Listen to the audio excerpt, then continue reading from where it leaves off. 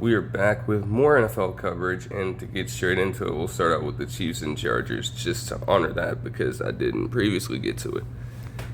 And for months on end, from multiple sports shows, I guess, you consistently heard this notion that the Chiefs couldn't possibly shake back after the ass whooping that they took in Super Bowl 59. Hearing that damn near every single day on these sports debate shows and stuff like that. And to be honest, with the way that they started this game out, there might have been some legitimacy to that. They just looked sluggish as a whole. Maybe you could attribute that to how well the Chargers defense ended up playing this game overall, especially when I look at Derrick Henry, who recently became a captain for that team. He played his ass off for most of the night. And then also Tier Tart, he had the little slap punch or whatever you want to call it on Travis Kelce.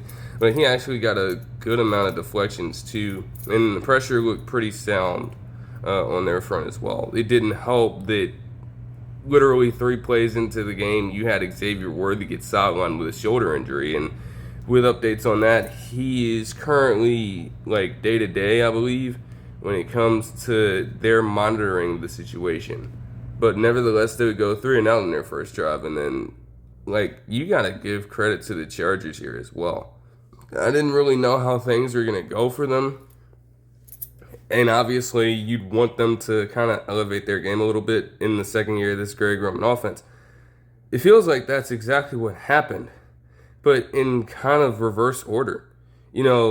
While they were able to establish the run a little bit, the passing game was just completely opened up. I mean, Justin Herbert, whole damn game, was firing. And the fact that Quentin Johnston would start out this game on pretty much a fucking heater almost immediately, getting a 33-yard catch in on this drive, and then ultimately getting the touchdown in pretty much the left corner of the end zone to put the Chargers up on the board first. Now, obviously, as all of this was unfolding, you had to keep in mind that this was being broadcasted live on YouTube for the first time in NFL history. And in all honesty, I guess I could give an overarching insight into it later on. But I will say, in terms of the bandwidth, because I thought it was going to be extremely shitty with the fact that you're trying to not only broadcast this from Brazil, but disseminate it through pretty much all over the world. And it really wasn't that bad. There was a buffer earlier on, and I'm like, oh shit, here we go. But it actually wasn't really anything too serious. Now, that might not be the case for everybody, but from my purview, it wasn't really terrible. The Chiefs, again, they would get some traction here and there. Mahomes would get some good plays in, and, defensively, with Karlaftis emerging as a pass rushing threat, they were able to get some stops on the Chargers eventually, but for whatever reason, it was just something missing on pretty much every drive, especially when you look at the fact that at multiple points in this first half, there were either questionable drops from Hollywood Brown, or you had Patrick Mahomes getting a decent amount of time, actually, to throw deep balls. And he kept on overshooting Tyquan Thornton, who they put in to replace Xavier Worthy for the time being. And with all that taken into account, the score was relatively the same at the end of the first quarter. But the Chargers would endure across a longer drive that ended up being a pretty weird kind of ordeal. For whatever reason, Tyler Conklin is now a Charger, and he actually managed on the first play of this possession to get a 33-yard gain. But Shamari Connor laid the fucking boom and hit him so low prior to him going down that he actually punched the ball out with his helmet. But wisely, or rather illegally, whatever you want to call it, Lamar Jackson just decided to bat it out of bounds. And they called a penalty for it. The play still stood, I guess. So it didn't end up hurting them too much. Herbert would eventually be stopped because of another penalty that the Chargers offense had suffered. And even though they would pick up some quality yardage to get deeper into field goal range, they would have no other choice but to settle for it. Yeah, they showed a graphic stating that Mahomes, since Tyreek Hill has been gone, because, they just want to keep driving that point home. They showed how much of a struggle it has been with, in terms of his, yards per attempt, since he's left. And, I guess, efficiency on passes 20 or more yards down the field. And it is a drastic change from when they had Tyreek Hill. That much is obvious. But again, even with them showing that, it's like, you know what I'm saying? He was actually getting some good protection back there for majority of these possessions. So I really just didn't know what was going on. They would find some traction with this drop, though. They mentioned at multiple points that they led the NFL last season in 10-play possessions. And that's exactly what this would result in right here. A long, drawn-out 16-play, 69-yard drive that took 8 minutes and 57 seconds off the clock. And it wasn't an easy one. They had to work for pretty much every yard.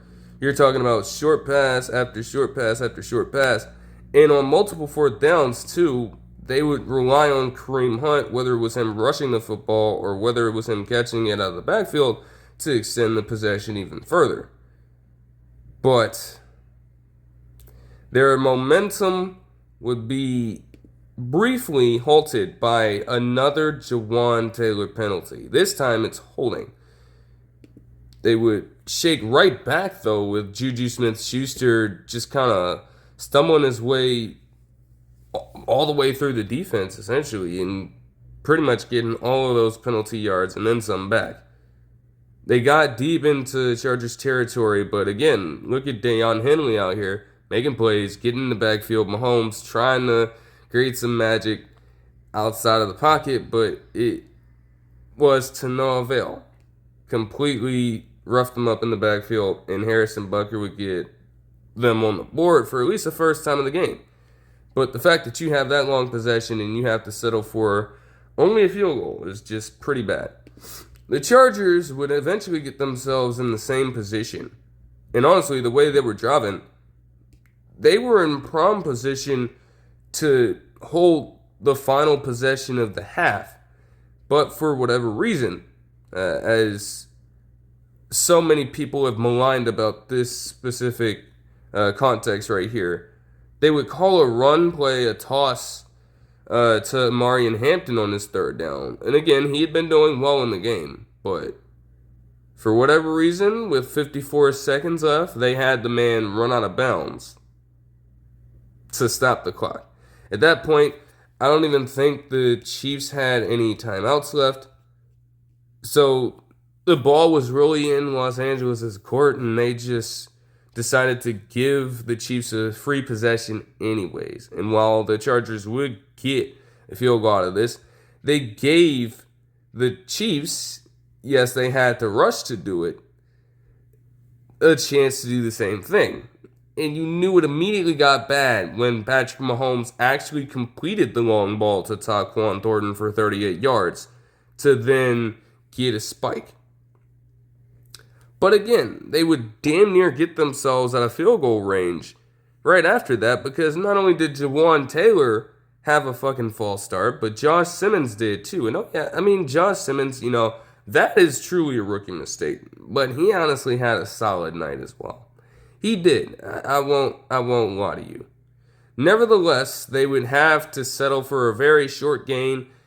They kept Noah Gray in bounds, and they literally had to run their special teams unit out there in one of the wildest sequences you'll ever really see. He barely had time to settle into it, but Harrison Butker would still boom the 59-yard field goal at the half. That is just, that's insane.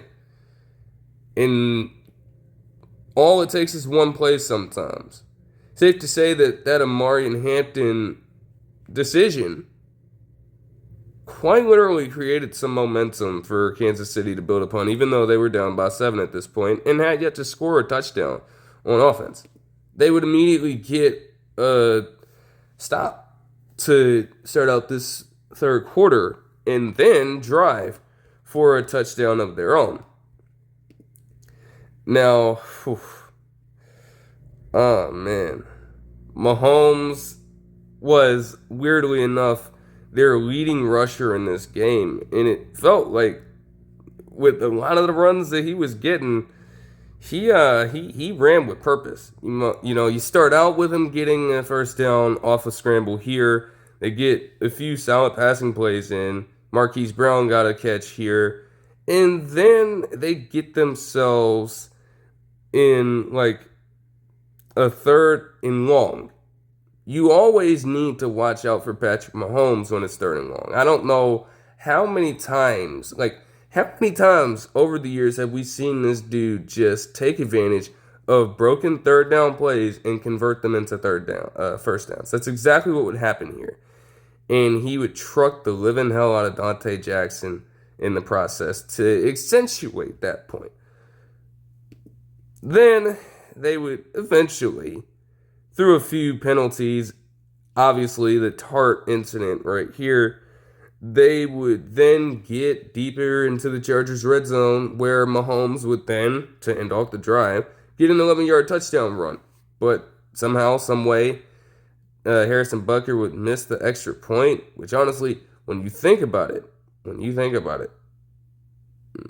the end of it, might have hurt him just a tad bit.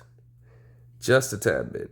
And that run was pretty weird too on Mahomes' end because it wasn't even like a conventional scramble. He's just consistently pump faking, and he has this nigga Khalil Mack jumping not once, but 2 different times.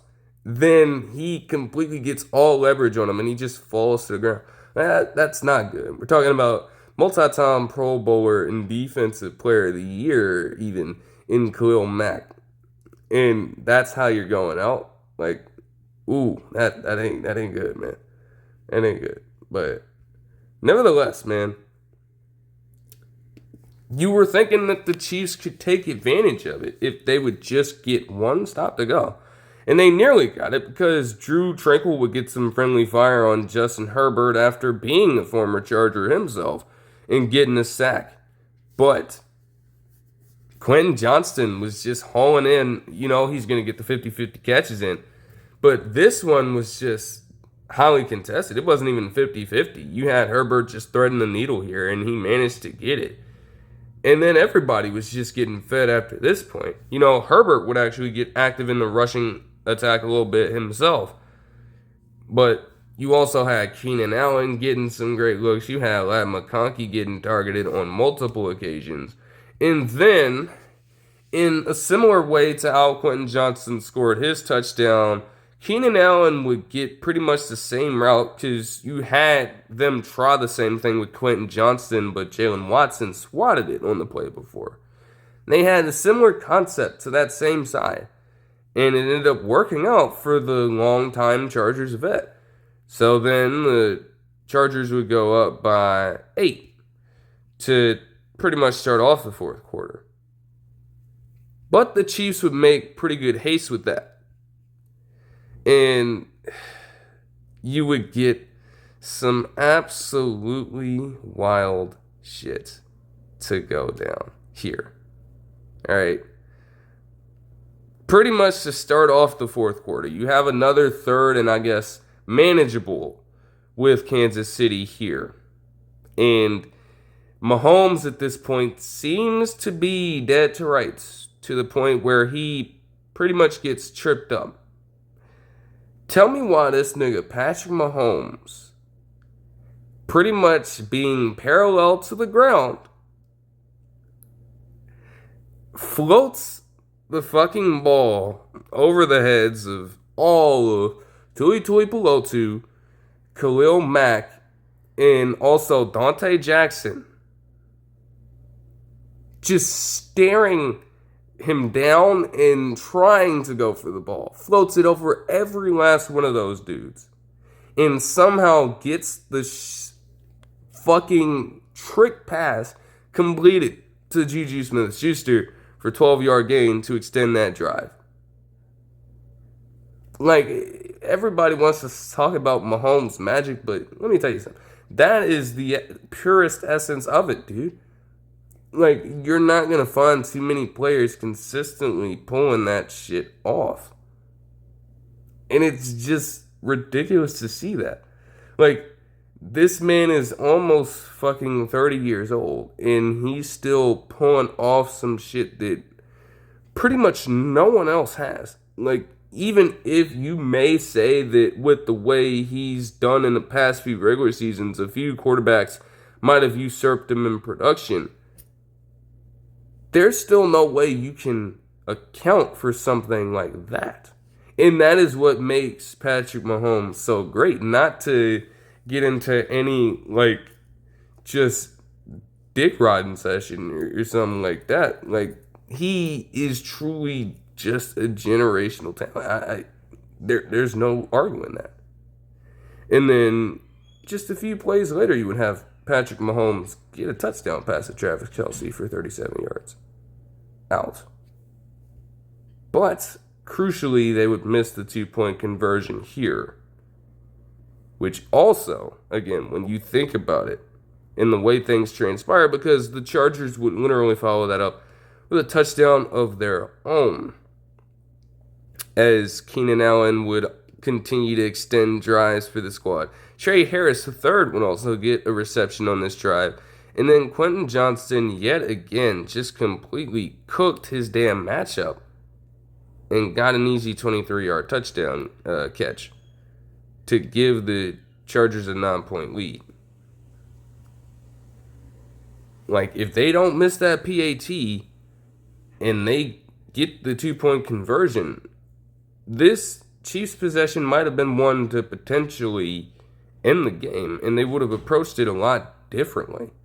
But you also have to credit the way that the Chargers defense tightened up as they got down in the stretch, because again, they would get 1st and goal, but you would have Tierra Tart bat down a pass, and they did not allow anything to fly deep in the red zone at all.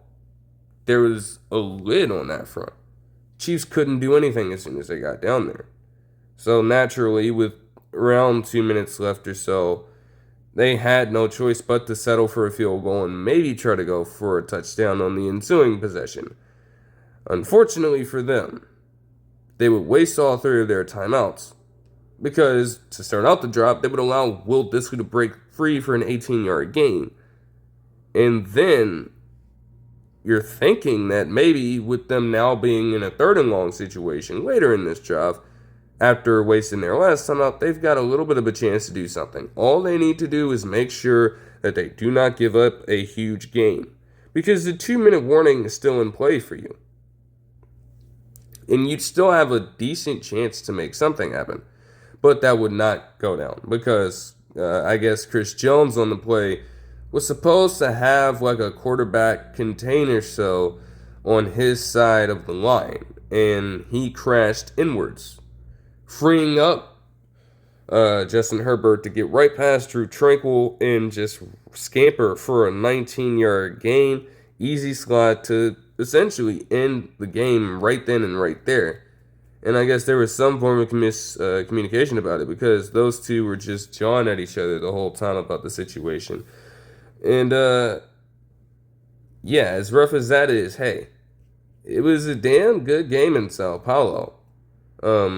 You had Justin Herbert go for essentially 350 total yards in 3 touchdowns with no picks on 73.5% completion. He was fucking scorching hot. Hampton had 3.2 yards per carry, which you'd probably like to see that get up, but 48 yards for your debut ain't bad, especially compared to the way that some of these other rookie running backs were getting treated. Quentin Johnston, Lab McConkey, and Keenan Allen all had over 65 yards receiving, with Quentin Johnston leading the way with 2 touchdown catches and 79 yards on 5 receptions. And also defensively, yeah, Henley, man, like just an all-around game, man. 8 total tackles for him, a sack, and a TFL. Derwin James Jr. is his usual self. As for the Chiefs, man, again, it did look rough for a while, but Mahomes had 315 total yards and 2 touchdowns, while Marquise Brown, Hollywood Brown, I guess, had 99 yards on 10 receptions to lead the Chiefs here. And again, to give a little bit of insight on how the actual coverage was, I don't know. Like, I do think that Eisen and Warner, obviously having that sort of connection at NFL Network already, they did fine. But I do think that a lot of the ways they were trying to incorporate all this different YouTube stuff within the game might have definitely, like, just hindered its full quality a little bit. You know, they kept making allusions to these different, I guess, streamers, and, you know, yes, you're trying to appeal to your audience, right? Because there are going to be a good amount of people on this particular stream that happen to both watch YouTube and watch the NFL. But for the very few that, you know, not even very few, but you're also going to have a fair amount of people who don't watch YouTube and just watch the NFL. So to consistently hear about X person or X streamer in just seemingly unnecessary allusions through the dialogue, like, that could naturally annoy somebody. I'm not going to sit here and act like it didn't. And then, too, with the way that they tried to incorporate the entire thing, they had made allusions at several points to Mr. Beast having a stake in the NFL, and I guess he was doing something pre-game with, like, a couple of fans from both teams, talking about a human field goal. I don't know what the fuck that shit was about. You know, just stuff like that. Like, that might not really appeal to everyone. Like, that could literally confuse so many guys. I don't know. It probably could have been a lot better. I don't think it was terrible. The game itself was, again, it might have been a lot slower, but it actually ended up being a pretty good one to kick off their international series as well, when you think about it. And if you can get that kind of quality football overseas, I mean, hey, you probably will take it. You know what I'm saying? You just better hope that a lot of these other games pan out in similar ways. Because, like, even with some of the sluggish material, at the end of the day, it was actually, outside of penalties, a clean ball game. There weren't any turnovers on either side. You know what I'm saying? So we're just getting pretty much the best effort from both squads. And it is literally a chess match at that point. I don't know what more you could ask for to debut in that situation. Okay. So, to move on to the Sunday action, and I will just start out with the 49ers in the Seahawks match. Now, for whatever reason, even though this was at the 405 slot, just because of regional purposes, they didn't want to fucking show it on Fox. And I'm like, that's just bullshit, man. Like, I'm trying to see him play and see what the hell is happening with my damn team. But I was tracking it as best as I could. And yes, the 49ers would start off the scoring with a George Kittle touchdown. He would eventually come out of the ball game with a hamstring injury, and he's actually now being placed on IR, set to miss at least the next 5 weeks. Brock Purdy is also, not to get into a completely different tangent, he is also set to miss some time as well. They mentioned a toe injury in that he's questionable for their next game. Seahawks were also down Derrick Young, Uchenna Nwosu, and Jake Bobo before entering this game. But still, you got to play the team in front of you. At least the 49ers did have Christian McCaffrey, even though they wanted to play all these games about his availability for some reason as well. But yeah, you get the scoring from them. You also get the Seahawks responding with Zach Charbonnet touchdown to open up their scoring for the season. But outside of those two possessions, for a long, long while, even if I wasn't watching the game, I might not have been missing too much in context. I mean, we were talking about for a while a pure slugfest on both defensive sides. Neither team could really move the ball all that effectively. It just looked very rough for both sides, even though they would try to incorporate their best players. Both of them. It was a struggle. I mean, it was to the point where even when they got a little bit of traction,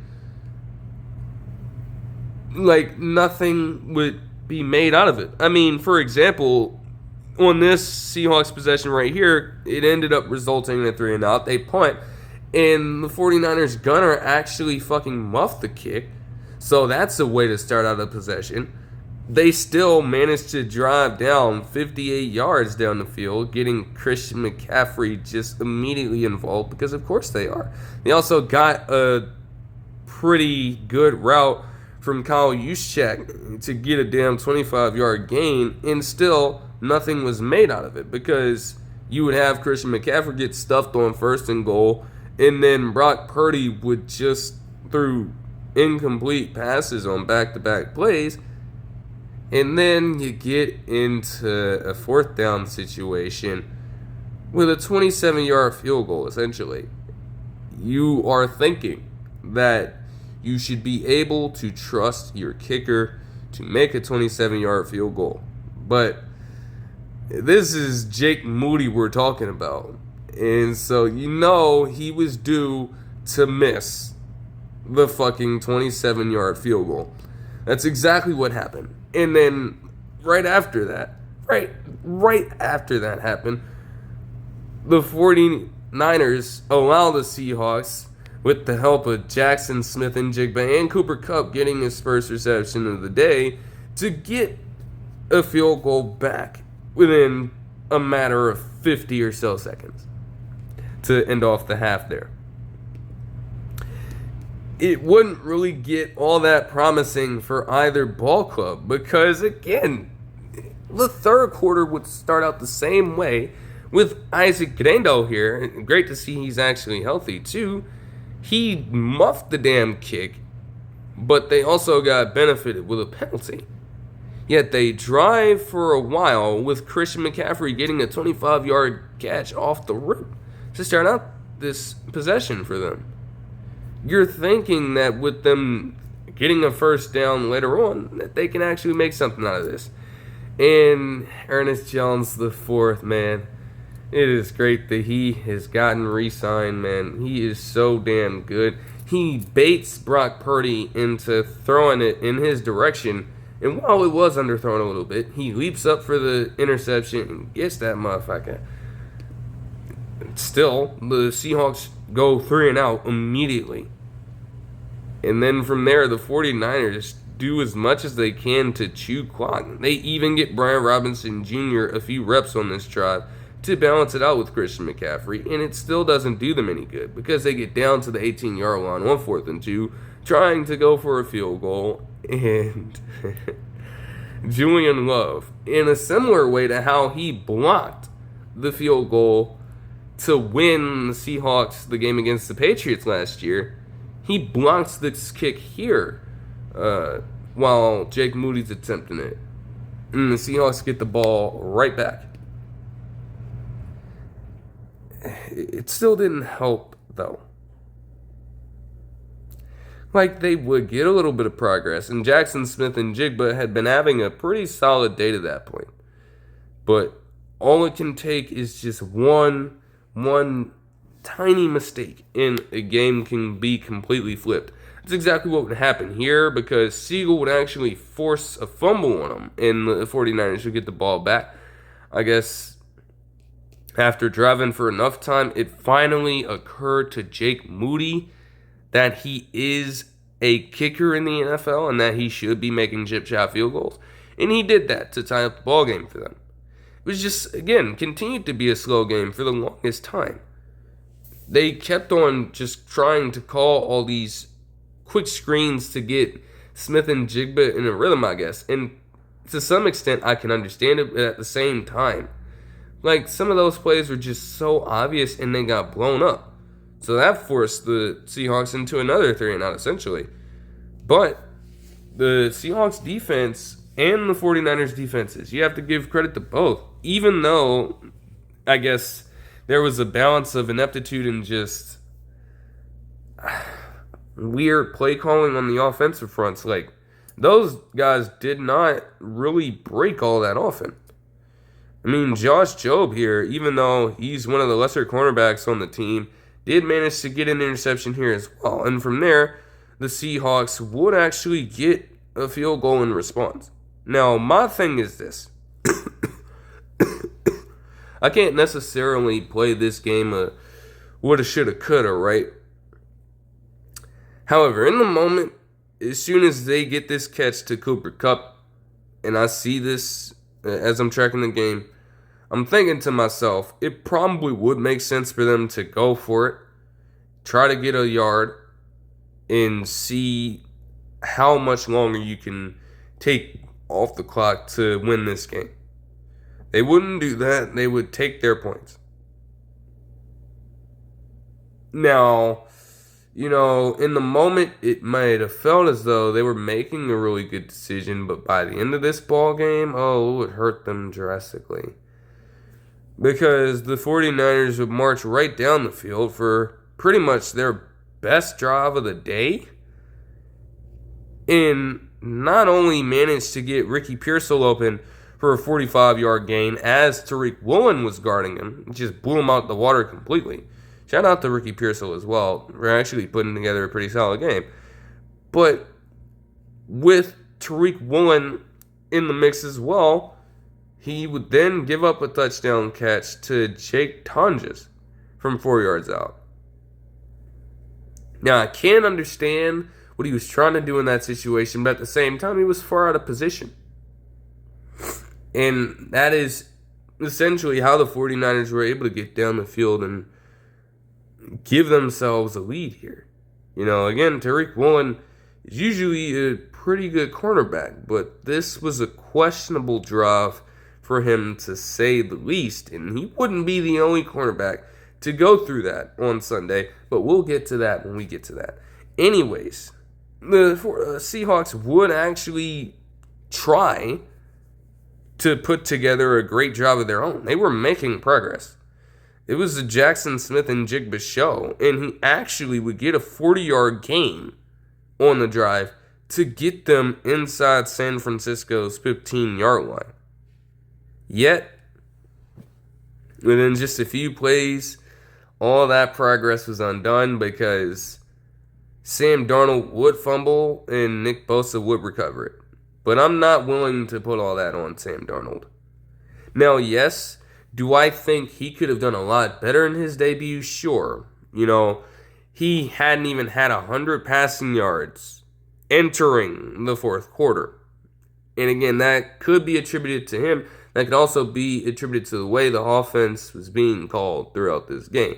That's neither here nor there.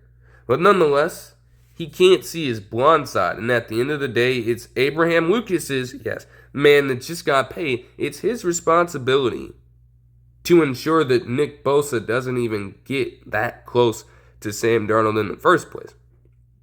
Sam Darnold's thinking that he's all good. You've got to feel that pressure, but at the same time, you want to be able to trust your linemen. And that didn't end up paying off for him, I guess. Because Abraham Lucas is essentially right on him at that point. He's allowing Nick Bosa to just bully him all the way back there. And by the time that Sam Darnold winds up the ball, his hand is essentially touching Abraham Lucas's back. So, of course, that's going to be a fumble. That is just tough. And that would result in the end of the game, essentially, with the 49ers taking it 17-13. Definitely a rough loss, especially when you consider that Brock Purdy, even if he had 277 passing yards, even if he completed 74.3% of his passes, you forced the man into 2 interceptions. And you kept that offense largely in check for most of the game. I mean, obviously Christian McCaffrey is going to be an all-around guy, but when it comes to just rushing, he wasn't really doing that much. I will say, though, again, Ricky Pearsall going off for 4 receptions and 108 yards is going to be some kind of promising if you're the 49ers in this situation. As for Sam Darnold, he had 150 passing yards on 69.6% completion. Seahawks rushing attack was also pretty slow. I don't know what was going on with Kenneth Walker III. Now, again, that could be attributed to the fact that Fred Warner is just a freak. But at the same time, man, you want to see a lot more out of that. And the fact that Zach Charbonnet, with just 2 more carries, was able to do more damage and get a touchdown on the board. I don't know. I'm sure that Kenneth Walker III is still regarded as the RB1, but oh, man. That's not a very good sign. Also, yeah. Look. I do think that Jackson Smith and Jigba was going to emerge as the number 1 wide receiver. And while it is great to see him have 9 receptions for 124 yards, at the same time, I don't know what exactly it is. Some of the guys had a few drops. Some other guys just weren't getting open. You got to be able to spread the ball around. You have to be able to spread the ball around. The fact that he had that contribution and no other wide receiver on the team, matter of fact, no player on the team had over 15 yards outside of him, because the next most prolific wide receiver was Cooper Kupp with just 2 receptions and 15 yards. That is a little bit inexcusable. I do understand that it was a slower offensive day. And I do understand that Jackson Smith and Jigba will naturally get a high percentage of targets, receptions, and yardage throughout the season. That's par for the course. He is a damn great player emerging right before our very eyes. So he's definitely going to have a spectacular season. But that is naturally going to force defenses to focus in specifically on him. And in those situations where he may not be open, even though, again, he does a great job, even if he is a number 1 receiver, of just having that slot instinct, of just finding the open zone to exploit time and time and time again. He's literally put that on display at multiple points. It is spectacular to see that. But you have to be able to adjust in the event that he is potentially shut down on a play or a sequence of plays. Because what are you going to do in the event that he's not open? That would just be my question here. That is not, it's not the greatest look. That is a crazy percentage of, man. Definitely have to spread that around. That's all I can say. All right, moving on to the Jets and Steelers action. Okay. What to say about this one? I think this caught everyone by surprise. And as I was saying this, because again, there was obviously the question of whether or not the Steelers were even going to get Aaron Rodgers in the first place. And I, at that point, was quoted as saying, before he did eventually get signed there, that this game had the potential to either be a really good one or a horrible one. We got a potential game of the year candidate in this one. I just don't know what it was. But it was something about both of these guys whether it was Justin Fields or Aaron Rodgers, aside from a few sequences, they were just automatic. Like, obviously, Aaron Rodgers is going to be at a little bit of a disadvantage because he's not as mobile. He has never really been a kind of mobile guy, but he's not going to be able to move around in the pocket as much. And the Jets were definitely able to exploit that at multiple points. Will McDonald IV had a hell of a day getting in the backfield and just swarming them. Quinnen Williams was able to get in there for some pressures and some sacks of his own. But I don't know. When they got the time, both of them, they just lit up each other's defenses. It also helped for the Jets, too, that they imposed their will in the rushing attack, man. Obviously, having a rushing quarterback in Justin Fields is going to open things up tremendously because you're going to have to account for him. But even to start out this game, Breece Hall was in his fucking bag, man. He was just running all over the place. Still, they would get a field goal to start out this game. For whatever reason, the Steelers were able to respond after a few DK Metcalf drops and then a reception later on with a Ben Skoranek touchdown from 22 yards out. I don't know how they let his ass break that wide open. Maybe they must have forgot that he was on the field or something. I don't know. Nevertheless, the Jets would waste no time responding because Justin Fields would uncork an absolute dot over to none other than his Ohio State teammate, Garrett Wilson, for a 6 in this situation. And it's like, again, everybody was questioning that potential chemistry, and it's like, okay, we're going to immediately go out there and show you that we've got that and then some. No question about it.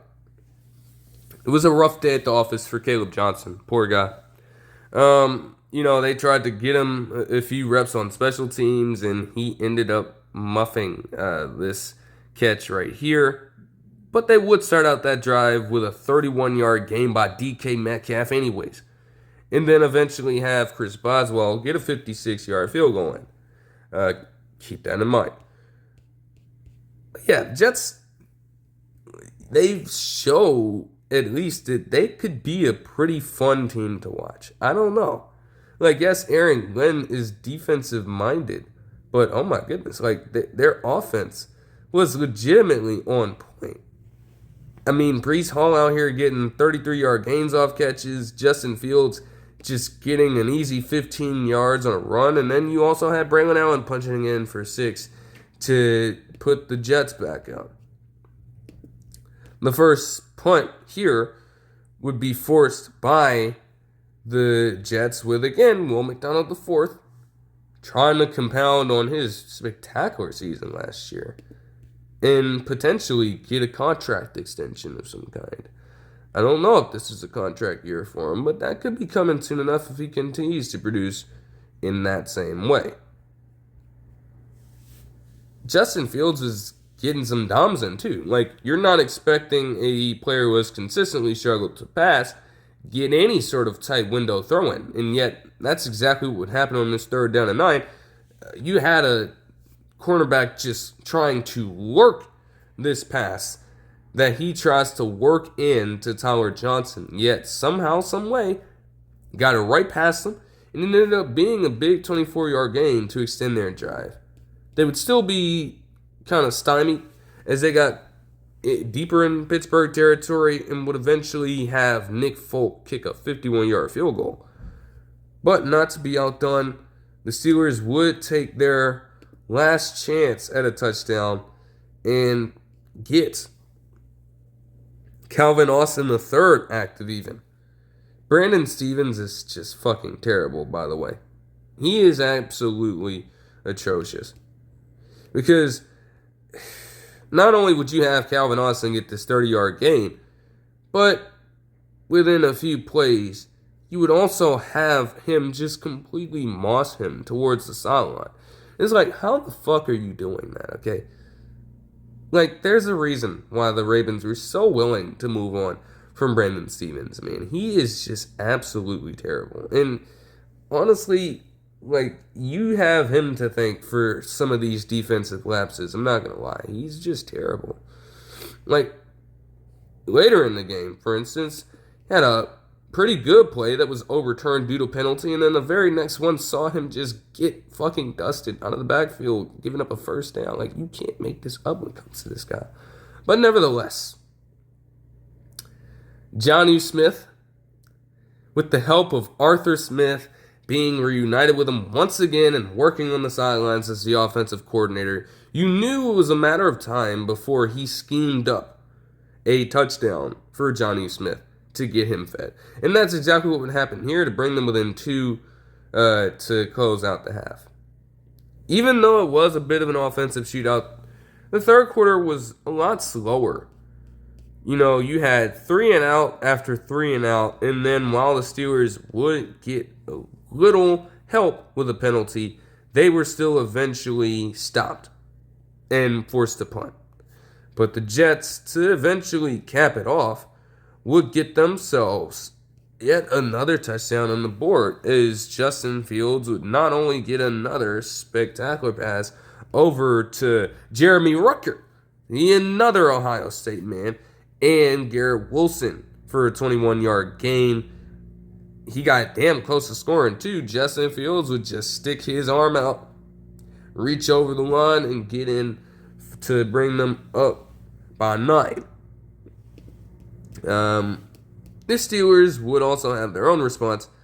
DK Metcalf did still have a tough drop here, but they would have multiple responses. You know, they had a 17-yard catch from Jalen Warren, an 18-yard catch from DK Metcalf later on in the drive, and then they got Jalen Warren out of the backfield again for a pretty routine touchdown pass for Aaron Rodgers at this stage of his career.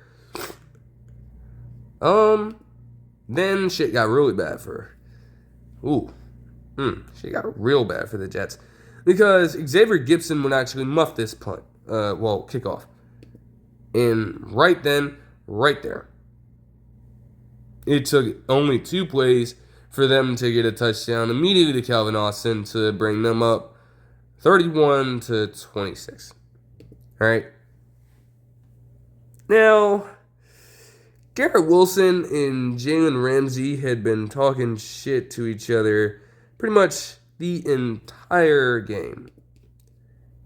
Yet, somehow, some way, for a lot of the time, you could argue that Garrett Wilson, even if he wasn't targeted on this drive, had been getting the upper hand a little bit. But it would see Justin Fields kind of spread the ball out a little bit more. You know, Josh Reynolds got his first catch with the team. Mason Taylor got the first reception of his NFL career for 20 yards. Just good pass from him, yet again. And then you also had Justin Fields just do his best to get them yet another touchdown. You know, 3rd and long, 3rd and goal, essentially. He dove for the end zone and was just short. So now you're thinking, okay, you're Aaron Glenn in this situation. The ball's in your court. Hey, what would Dan Campbell do? When you see this play, you pretty much envision what Peyton Manning did to the Cowboys. Immaculate play-action fake allowed Justin Fields to get so much room and just walk into the damn end zone with ease. But they would not get the 2-point conversion here. That would also be pretty important because both teams would just go 3 and out, back to back. And then the Steelers had a chance to do something. Right? Brandon Stevens would yet again be penalized for pass interference and would then allow multiple catches on his end. He would manage to get a stop, but it was too late because the Steelers had a chance to kick a field goal from 60 yards out. Now, Chris Boswell had already gotten that 56-yarder earlier in the ballgame. And 60 would set a franchise record if he did make it. And as fate would have it, he cashed it in, giving the Steelers a slight advantage. Now, the Jets still have one more chance, but Jalen Ramsey would definitely bark back on this possession. Not only did he manage to wrestle a pass out of the hands of Josh Reynolds, it was a pretty good read from Justin Fields, but on this fourth down, Justin Fields is trying to buy as much time as he can because he knows that they're going to account for his scramble. And he does eventually get Garrett Wilson wide open as he's kind of running this crosser over the middle of the field to pretty much the left side. And that is the only place you can put it. So he jumps up for the pass. But before he can come down, because you have Jalen Ramsey essentially covering that zone, he crashes in there. He completely blows up the pass and Garrett Wilson as well. And it is incomplete. And the Steelers end up winning this ballgame 34-32. It was an absolute classic, you could say. And again, it's pretty damn crazy when you think about it. The fact that these guys have been swapped essentially for each other. And on this day, even though they got it done in extremely different ways, bro, they play lights out. I mean, let's talk about Aaron Rodgers here first, okay? 22-30 passing for 244 yards and 4 touchdowns with no picks. That is his first time doing that since his last MVP season in 2021.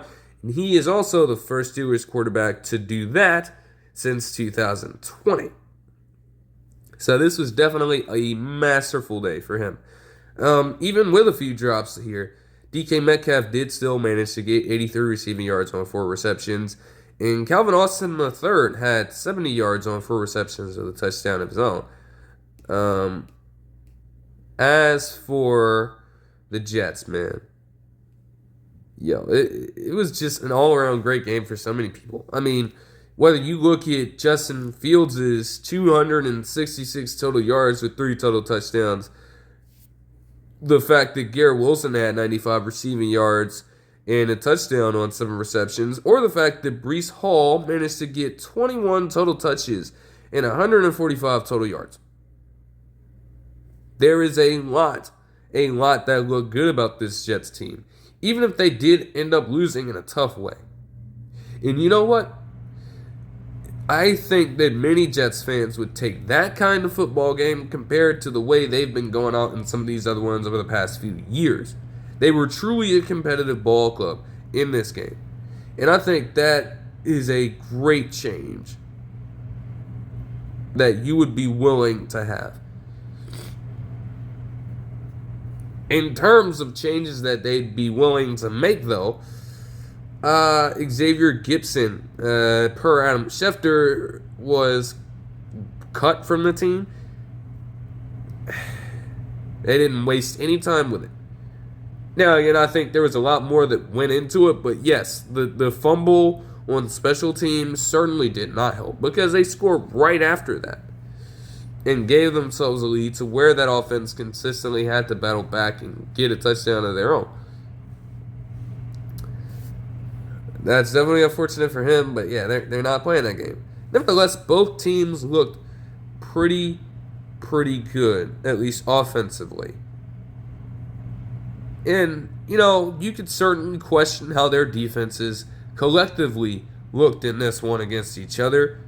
But, honestly, with the way that they have consistently played on defense, the Jets defense and the Steelers defense, there's no reason for me to believe that they can't turn it around over the course of the season.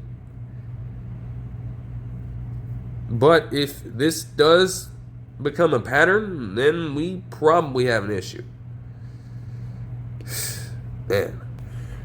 Now, we just came off of talking about a game where 2 quarterbacks with Steeler ties actually managed to perform really well. Yet, when it comes to the Giants and Commanders match that was playing at the same time, unfortunately, even with me being a massive Russell Wilson fan, he is still my favorite player, but there is little defending what he did out there at all. It looked rough. Like, obviously, you are trying to involve Malik Neighbors in this offense if you're him as much as you can, but he struggled to do it. You know, there were some good looks that were overthrows. He tried to force feed it to him multiple times, even with him being contested by a cornerback, and it ended up not working. Their most effective wide receiver in a way, even though Malik Neighbors was still able to get his, it seemed like he had a lot more chemistry with Wan'Dale Robinson. And still, he's built like a slot guy. So even if you can get him some good looks, like, naturally he's not going to be able to take over the ball game as much as Malik Neighbors would. And you combine the fact that they were so reliant on trying to make that happen without also having a great rushing attack of their own. Russell Wilson was their best runner, but that ain't really saying all that much for a player of his age at this point. You want to make sure that your running backs in this backfield are actually putting up good work. Now, they did rarely play Cam Heyward, although he was able to get some pretty good plays in. But the fact that your true running backs on this squad, and Tracy Jr., Singletary, and Heyward all combined for 15 carries and just 30 yards, that's fucking atrocious. Especially when you're going up against a Commanders team that is predicated on balancing out their offensive distribution in both the pass and the rush. Now, again, you have to credit the Giants' defense because for a while, even though they would make some good things happen, they weren't comfortable the entire time doing it. Derrick Henry, even though he's coming back, trying to establish something, he did not have his finest outing in this one. They were able to put a really good handle on him. It was actually, surprisingly, Deebo Samuel Sr. that had the much better game here. And you also had Zach Ertz get a touchdown catch here to put them up 7-0. Yeah, in the very little times that the Giants were able to put something together, it would result in a field goal because, like, they would just completely fumble this possession right here. This could have been a touchdown drive. But tell me why you get yourself into a 4th and 2 situation after having multiple plays to reach the end zone in the first place. You get a penalty forced on Dietrich Wise Jr., and then you get another set of downs to work with, and you still, with a multitude of overthrows and just bad run calls, you still fail to get in the end zone after that, and then have to settle for a field goal afterwards. Like, that is just a waste of a possession. And I said that immediately when that happened. Both squads would go 3 and out before the Commanders would be able to respond with the help of Ja'Cory Crosby-Merritt actually putting together a really solid performance, including an 11-yard gain here. A nice catch over the middle by Deebo Samuel Sr., like hauling in a pretty damn tough one.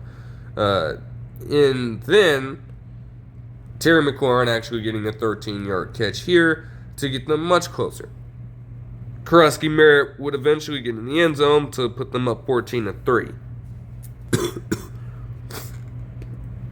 And that would pretty much be the score at the end of the half because, man, once they were able to put enough pressure on Russell Wilson, getting players back there to sack him, there wasn't a single way he was going to be able to break out of that. Like, you're asking him to shed a tackle from Daron Payne in the backfield. I'm sorry, that's not a battle he's going to win at this stage. It's not happening.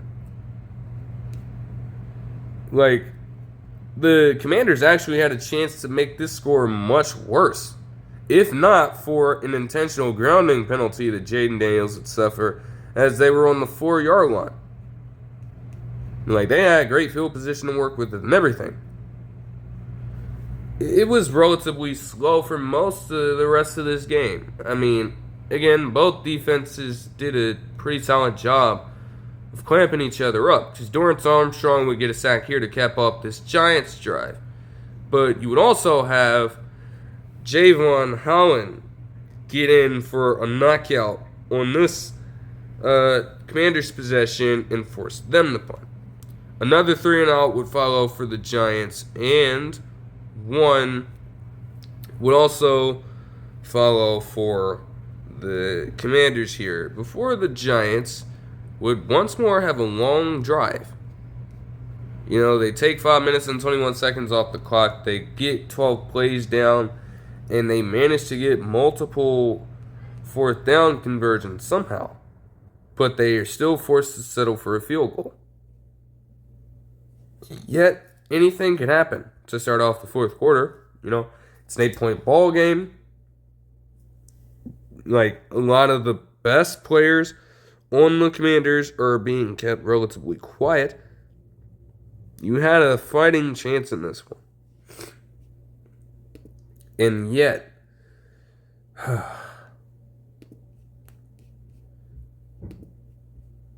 for whatever reason, man, it still just was not looking good for this Giants offense at all. Like, I don't know. I can't explain how Russell Wilson missed this pass on 3rd down. With it being a short one to Tyrone Tracy Jr., that should be a routine pass, and yet even the routine just seemed difficult for him to pull off in this game. It is really beyond my understanding. But you would have the Commanders finally stop playing around with their food and get a touchdown here. Deebo Samuel was heavily involved in this drive, and he would actually get himself a rushing touchdown from 19 yards out to push the lead up to 15. And at that point, the Giants had just been playing a desperation game. They would actually make some progress, but yet again, like all the drives before, they get themselves deep in Commanders territory, managed to get 1st and goal on their 3-yard line, and still, he doesn't get the first completion. He overthrows Malik Neighbors. He overthrows Malik Neighbors again, and then he overthrows Wan'Dale Robinson, throwing it all the way through the back of the end zone, knowing that Wan'Dale Robinson,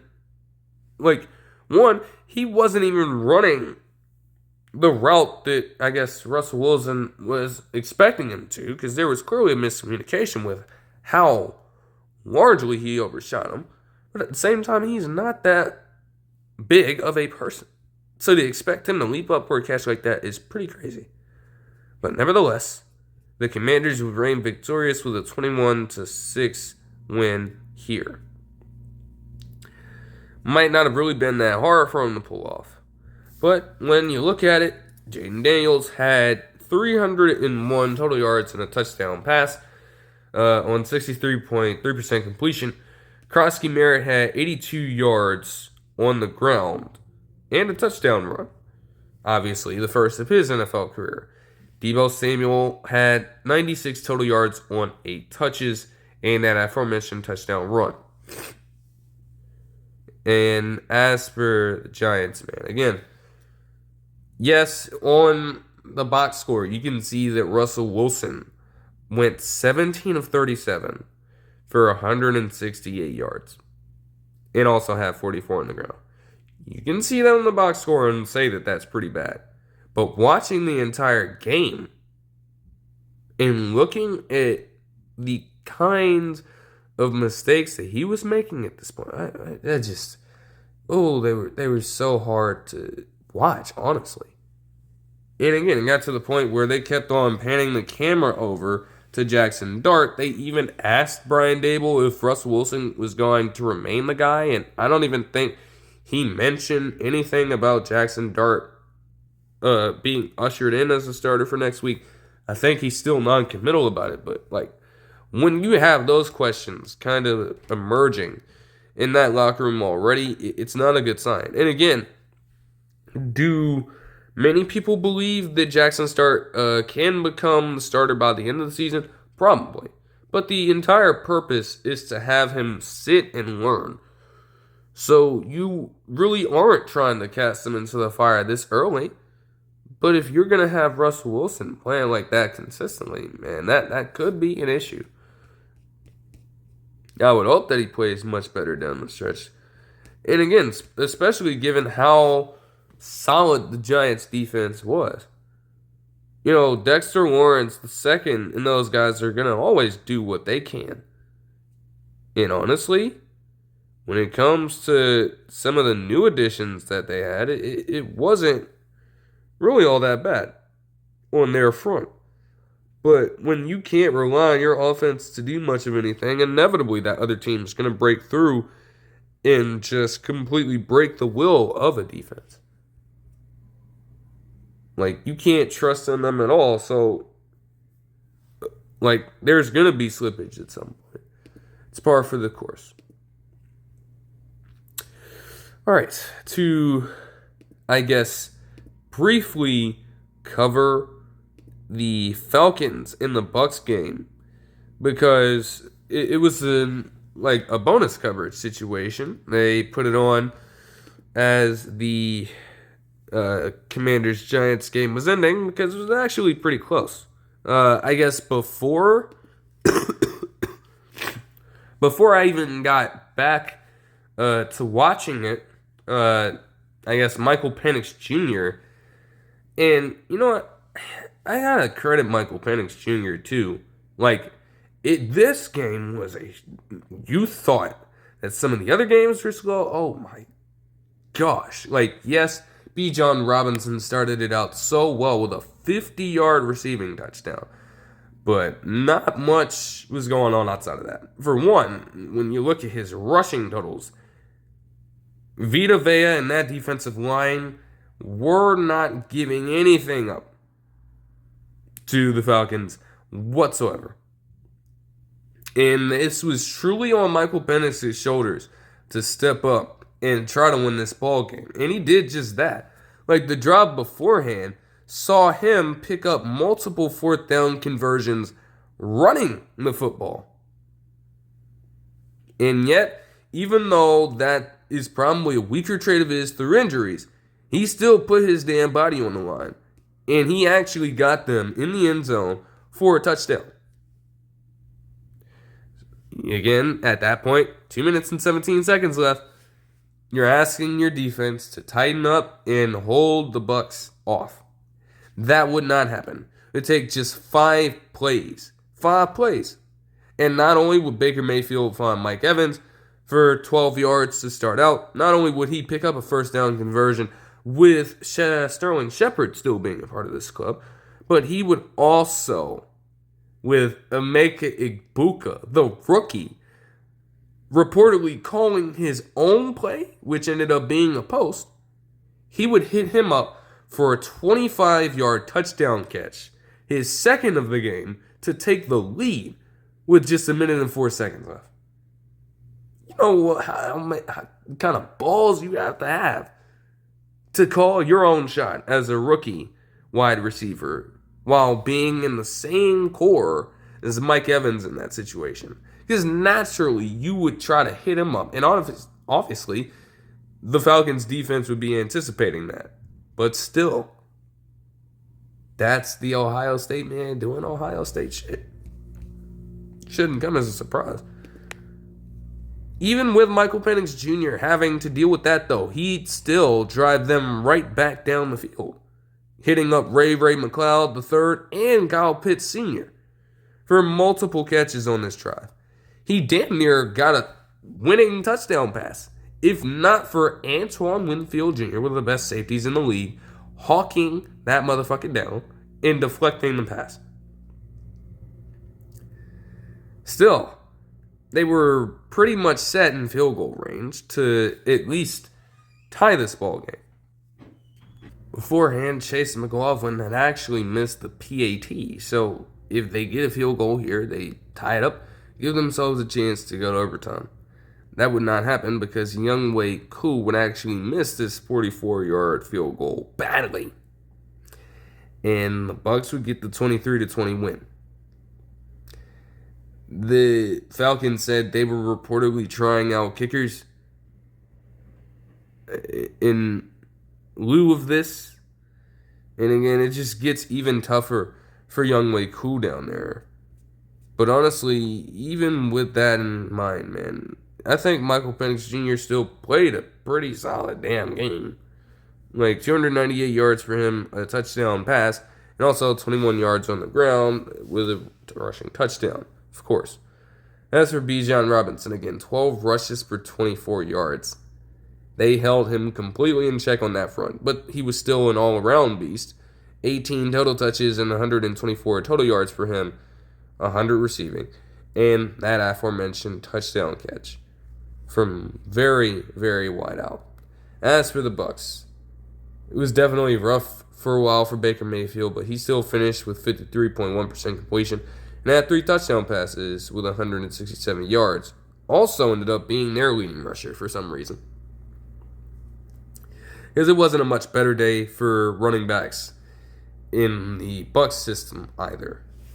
But as for Egbuka, 5 total touches for 76 total yards and 2 touchdown catches, while Mike Evans also had 5 receptions for 51 yards. Alright. We now move on to the Lions and the Packers. Similarly, I don't really know what to say about this one.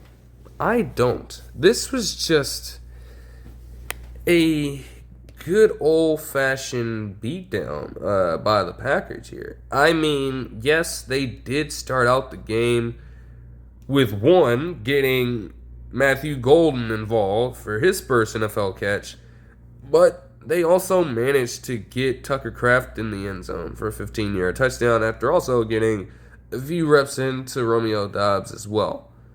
But the way in which they beat this Lions team, they literally just put them into submission completely. Like, their very next drive would see them go 3-and-out. Right? And then, obviously, return the favor with a field goal of their own after Jaden Reed got a 26-yard gain to get a 10-0 lead in this game. The Lions had to work for pretty much every yard. Like, yes, they would get a field goal to start at the second quarter, but we're talking about a drive that took 16 plays in 9 minutes and 31 seconds long, and they still couldn't get in the end zone. Now, again, obviously, there were some great plays by Amon-Ra St. Brown, the always reliable Amon-Ra St. Brown.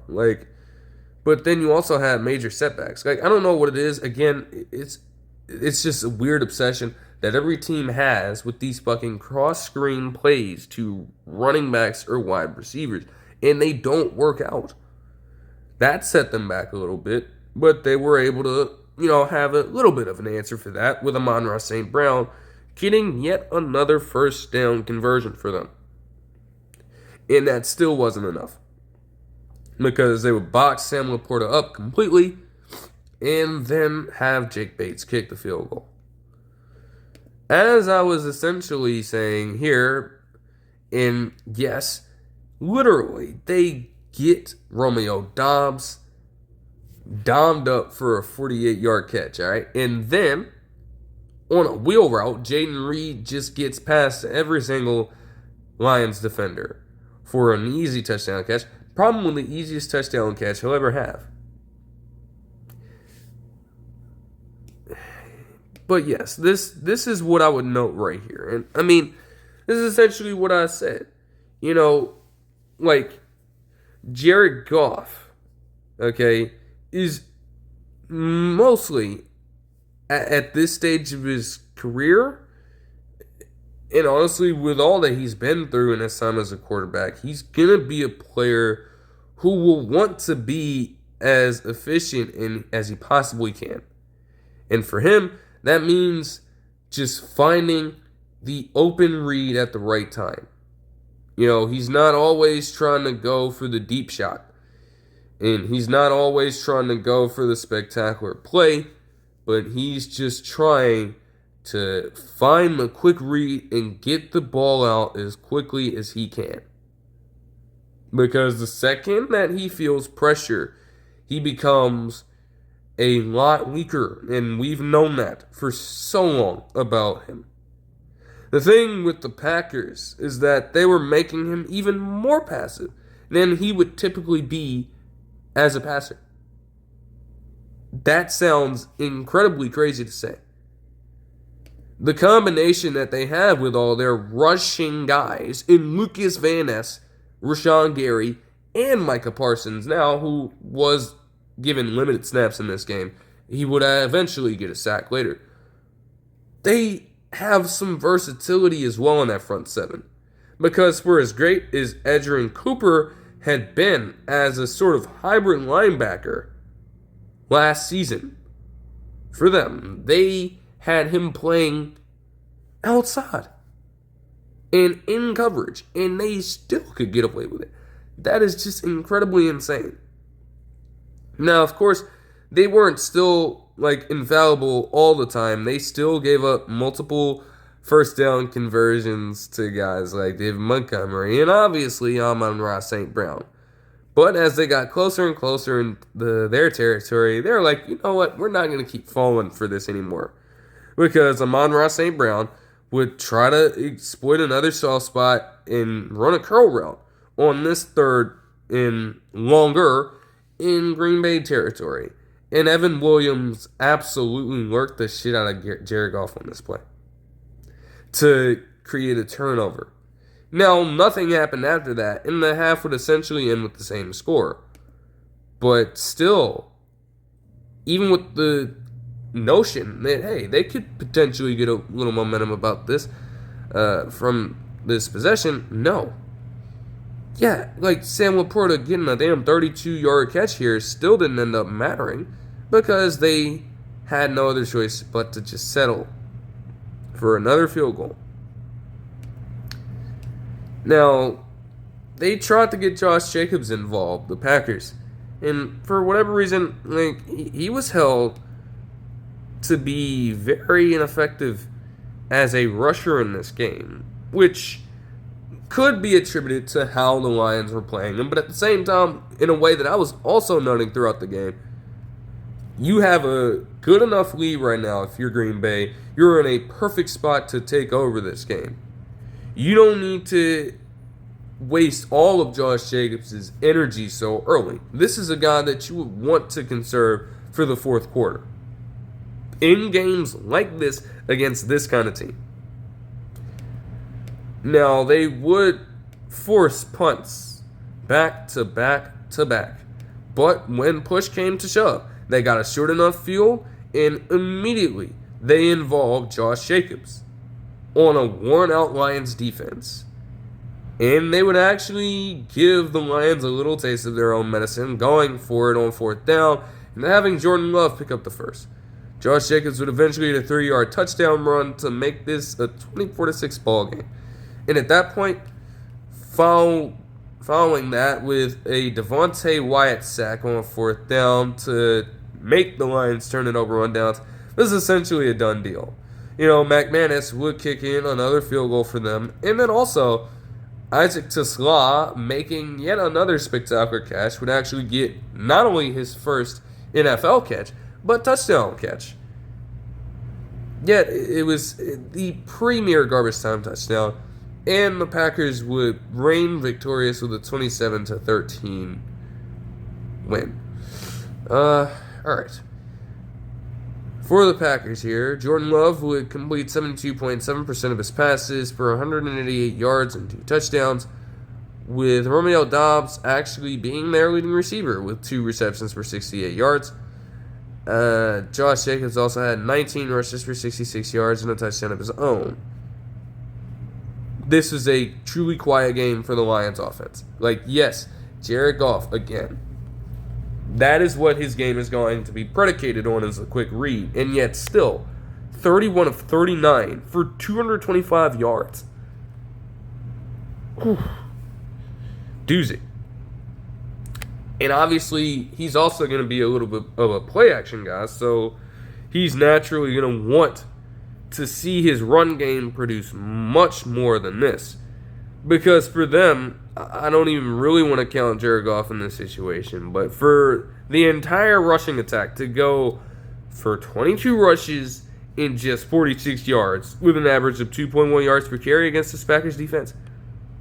Hey, and how do you like those apples if you are the Cowboys too? Because you're so predicated on stopping the run that you couldn't rush the passer.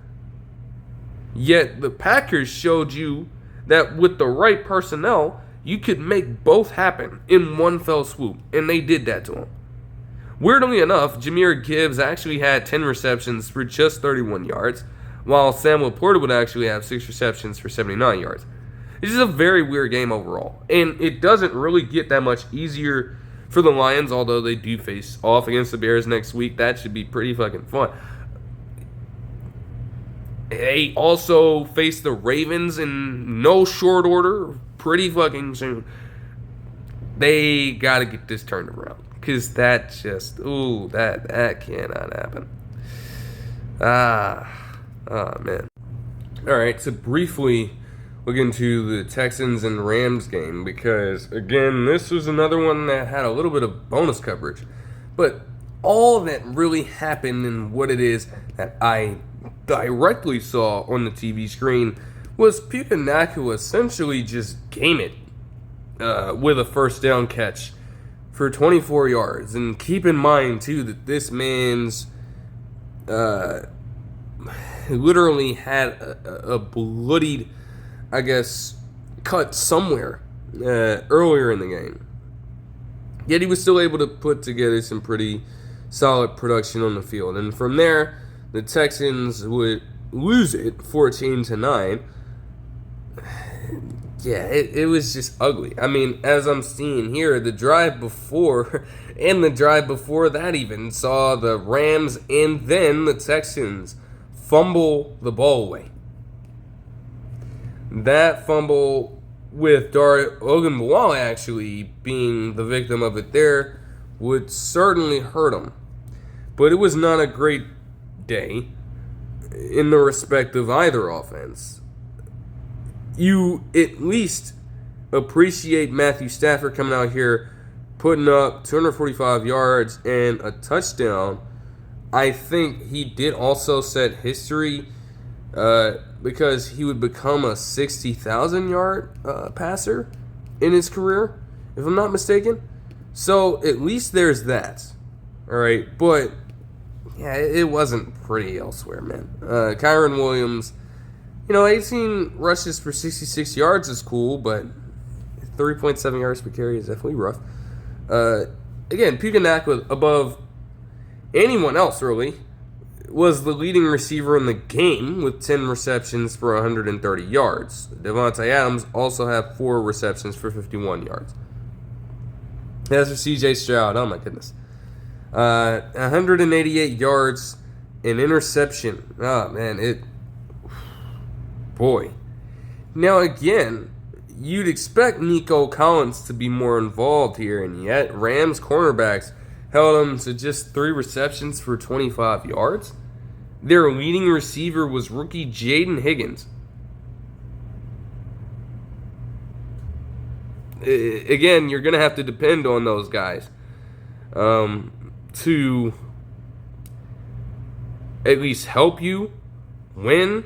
Nico Collins is not playing at his best, but at the same time, you're going to find very little success if you're consistently relying on that to happen. Nick Chubb looked all right, I guess, though. 13 rushes for 60 yards is pretty decent. But I don't know. They're in a similar spot where they're going to have to clean it up. Because as good as the Texans' defense is overall, Will Anderson Jr. and Jalen Petre had solid ball games on their fronts. They're going to always keep you within striking distance, but you have to be able to pay it forward. And the fact that you, at multiple points in this game, couldn't do it. In fact, the Texans were the only team in Week 1, the only NFL team, to not put up a touchdown. Think about how crazy that is. In a day and age that is just made up of score after score after score, that is emphasized ad nauseum, and you didn't do that a single time in this game, is absolutely horrible. Okay? Alright. Man, Steelers-Jets might have been a game of the year candidate, but this Ravens-Bills game probably was even better than that. Especially if you are a Bills fan. I mean, it would start out pretty solid, to be honest. You know, you had the Bills just drive down at will, with Todd Johnson just being a fucking receiving threat out of the backfield yet again. And honestly, I don't know why ball clubs rather, whenever you see Todd Johnson out on the field on third down, that's probably a person you should be accounting for out of the backfield, because damn near every time they got in third down last season, they implemented him into the offense and passed it to him out of the backfield, and he made them pay more often than not. They've had a high success rate doing it, so to just not even pay any attention to him, like, okay, that's going to hurt you. And that happened here. He would pick up 17 yards there. And then eventually, Josh Allen would get Dalton Kincaid on a pretty easy touchdown pass. You know, Kyle Hamilton was, I guess, trying to, tackle him. And even Malachi Starks was in the area. But, I don't know. It was just a pretty good pass. Kincaid had him boxed out. And with that catch radius that he has, when it's in his window like that, there's no way he's missing out on hauling that in. I can just tell you that right now. Alright. The Ravens would follow that up with a field goal of their own. Like, Derrick Henry, for his standard, would have a slower start in the rushing game. But obviously, this is a guy who is a volume running back. You know, as the game progresses on and on and on. And as the Bills would shortly find out, he becomes a much stronger running back. But he would actually see his longest gain out of the backfield with a 13-yard catch. And, you know, even though it would help to have Justice Hill do similar stuff, the reality is just that he's not that kind of running back. But essentially, the Ravens would have to settle for a field goal here because Ed Oliver Jr., and that is a name that might haunt Ravens fans forever, he would get a sack on Lamar Jackson. And Tyler Loop, to his credit, the rookie actually made this 52-yard field goal. And for the most part as well, this is another person we're going to have to come back to, he had a solid night for the most part. But one fatal mistake might have undone pretty much all of that. Nevertheless, they would force a 3-and-out the Ravens defense and then storm right back with a touchdown drive of their own. Derrick Henry just continues to be a freak of nature, and Zay Flowers would also get involved on this drive. But to cap it off, it would be none other than Derrick Henry getting his first 30-plus yard run, resulting in a 30-yard rushing touchdown, in which he just sent Cole Bishop straight into the abyss, essentially. Like, I don't know what exactly you're supposed to do about this, man. Once he sticks that arm and hand out, there is nothing that a defense can do about it. Poor Cole Bishop. Poor guy. His body literally bounced off of the ground. And then he had the balls to go ahead and, in frustration, smack his hand on the ground. You ain't gonna do nothing about that to no Derrick Henry? What the fuck? Like, no, bro. And it ended up making history for Derrick Henry in this situation because he would actually break the tie that he previously had with Jim Brown entering the game and have sole possession of the 6th most rushing touchdowns in NFL history with that touchdown run. Like, it's just insane. The Ravens, with the help of Kyle Hamilton, just being an absolute beast, also forcing a fumble on this tackle that went out of bounds, they would force a 3-and-out. And the Ravens would yet again respond with another 30-plus yard run from Derrick Henry, in which he was nearly gone if not for the rookie and Strong tackling him. And then on another option play, yet another option play with an edge rusher trying to account for Lamar Jackson, just makes them completely look like fools. Ran past every single defender on that team for a 10-yard rushing touchdown. Like, I don't know why teams do it. Yes, it's going to involve an edge rusher. But at the same time, if you know that you're not fast enough, you need to at least be in proper position to account for Lamar Jackson getting out there. And, Joey Bosa's got to recognize that. The fact that he literally kept on slightly biting inside. If you give Lamar Jackson even the slightest tell of a running back contain, he's going to make you fucking pay every time. And that was no different there. Now, the squads in question would trade field goal after field goal in this case. It almost got bad for the Ravens because Justice Hill would actually fumble and lose 15 fucking yards. But they still managed to take a 20-10 lead with that. And then to cap off the first half, there was a little bit of madness because with about 1 second left, Dalton Kincaid was ruled out of bounds. Initially they said that the half was over and pretty much everybody else was clearing the sidelines at that point, but they gave them the extra second. And Matt Prater, old Matt Prater, in place of Tyler Bass, obviously because he's on IR, he would get the field goal to make this a 7-point ball game. It's pretty standard at this point, but the Ravens clearly established full control of this game with their drive to start off this third quarter.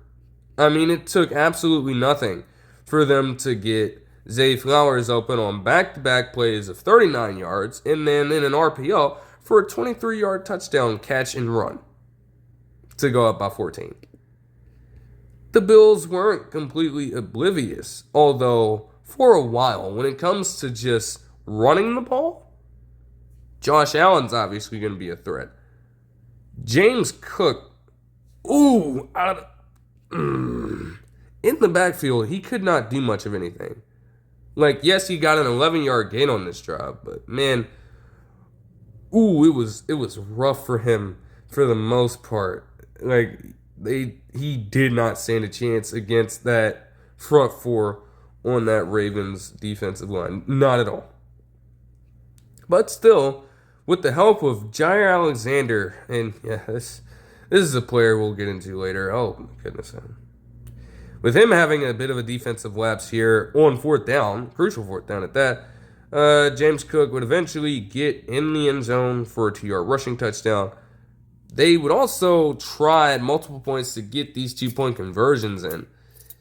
And while they would settle for making one happen after the Ravens had too many men on the field, Keon Coleman would get it and then be called for illegal touching. So yeah, that's nice. All right. Now it did help that the Bills defense with Ed Oliver Jr. yet again starting to at least get a little bit of pressure on Derrick Henry here. They would be stymied, but the Bills didn't fare much better. And then the Ravens to go up 34-19 after a 36-yard catch by Zay Flowers. They hit up DeAndre Hopkins for the only catch he had on the night. And in vintage DeAndre Hopkins fashion, just completely embarrassed Christian Benford. Hauled it in with a one-hand catch. Beautiful pass by Lamar Jackson to just settle in and fire it down the field. Man, it was an exceptional play. And it, again, would give them a greater advantage here. Now, the Bills, even though they were down, they, for whatever reason, were not out. And that is a mentality. Yes, you could attribute this to the Ravens defense being very underwhelming in this game, but still, at multiple points, whether it's getting Keon Coleman for 15 yards here, whether it is James Cook out of the backfield now, just swerving across the entire field for a 51-yard catch, and then being marked down at the 2-yard line, and then Josh Allen getting in for a 2-yard touchdown run. All of that. Like, yo, that is insane work. And yet, still, the Bills couldn't do enough to stop the Ravens. Because if you're thinking, hey, the Bills still had a shot to come back in this game after yet another 30-plus yard gain and a 46-yard touchdown run by Derrick Henry, following a crazy fucking Lamar Jackson scramble in which you have Gregory Rousseau and Joey Bosa on his ass, and they still couldn't get him in the backfield. Daquan Jones was there too. Obviously, he wasn't fast enough to catch him. He pretty much had a fucking entourage running in front of him. At that point, you're thinking that this might have been done. But yes, I told you that we had to keep Tyler Loop in mind. He had a great night, but he missed the PAT here. And that would bite them in the ass by the end of this ball game. Truthfully. Man. But immediately, it was looking fine. Immediately, the Ravens were able to force a stop on the Bills, and the Ravens themselves would also be forced to punt eventually. But again, Derrick Henry at least slowing down a little bit, because now they're like, okay, we can't keep leaving this man untouched, bro. We have got to throw multiple bodies at this nigga. It like, something's got to give, all right? We cannot keep allowing this. Man. Well, it would take some magic as well, a little bit of luck to start this comeback, and that's exactly what they would get. I mean, Keon Coleman mossing niggas on the sideline, but he would also get a little bit of trickery going. Because as they get down to 4th and 2 here inside Baltimore's 10-yard line, Josh Allen, again, knowing that they're going to keep contained on him, he's trying to buy as much time as he can to find an open read. And he really doesn't find one. It just naturally happens. Dawson Knox, yeah, shout out to Dawson Knox, because it all starts with him going on this scramble drill as Josh Allen's trying to make something happen. And he throws it up with Dawson Knox essentially tipping it back up and over to Keon Coleman, laying down in the end zone for a touchdown. Yet another just absolutely wild play that really has no shot of happening, and really, unless you watched it happen live or maybe via the highlights, oh yeah, like at a certain point yesterday, the video for the highlights of the game were at fucking 3.5 million. All right? So if you didn't see it there, you didn't see it live, you probably wouldn't even be able to imagine something like that going down. It really did. And it helped them even more. But as for the Ravens, another just wedge would truly alter their chances in this game here. Because Derrick Henry, on that last touchdown run, would actually also be tied for the most games with 150 or more rushing yards at 30 or older in NFL history. And honestly, I have no reason to believe that he can't break that in the future, by the way. Like, he is just truly defying all of these different odds. He still does not look as if he's lost a step at all. And yet, his next run would be a fatal one, because as he's trying to extend the play, he, I guess, sticks it out. And at Oliver Jr., also, which he is clearly not getting enough credit for this, by the way. And I want to make that very clear. Because, yes, Derrick Henry rarely fumbles the football. But at the same time, you're Ed Oliver Jr. in this situation. You are literally under him, doing as much as you can to stick with the play. And he does that to a T, punches it out of his hands, and forces a fumble. All of a sudden, with around 3 minutes and 10 seconds left, the Bills have got a chance to tie this ball game. In the very first play, sees them get a fucking pass completed to the Georgia Tech tight end in Haas from 29 yards out before Josh Allen just leaps over the entire line and gets in for a touchdown there. They would not get the 2-point conversion, and the Ravens would get the ball back. Now, here is where something really interesting comes into play, because they would be stopped 3 yards short of the first down on this next possession. And again, in the moment, I was thinking that you live with Derrick Henry running the football in this situation to try to pick up this first down. I mean, even with that fumble in mind, this is still Derrick Henry we're fucking talking about, and he had still been averaging an absurd number of yards per carry. So to try to get him to have just 3 or more on this play might not seem all that difficult. But at the same time, I guess the way that John Harbaugh was thinking about it, you're trying to play the field position game, and you don't want to give them a short field to work with. So you're going to try to make your defense work for it. They did not. And especially when you look at Jair Alexander. Man, whether it be him being directly manned up against these people or having his specific zone being targeted, this man, for whatever reason, allowed back-to-back 25-plus yard catches.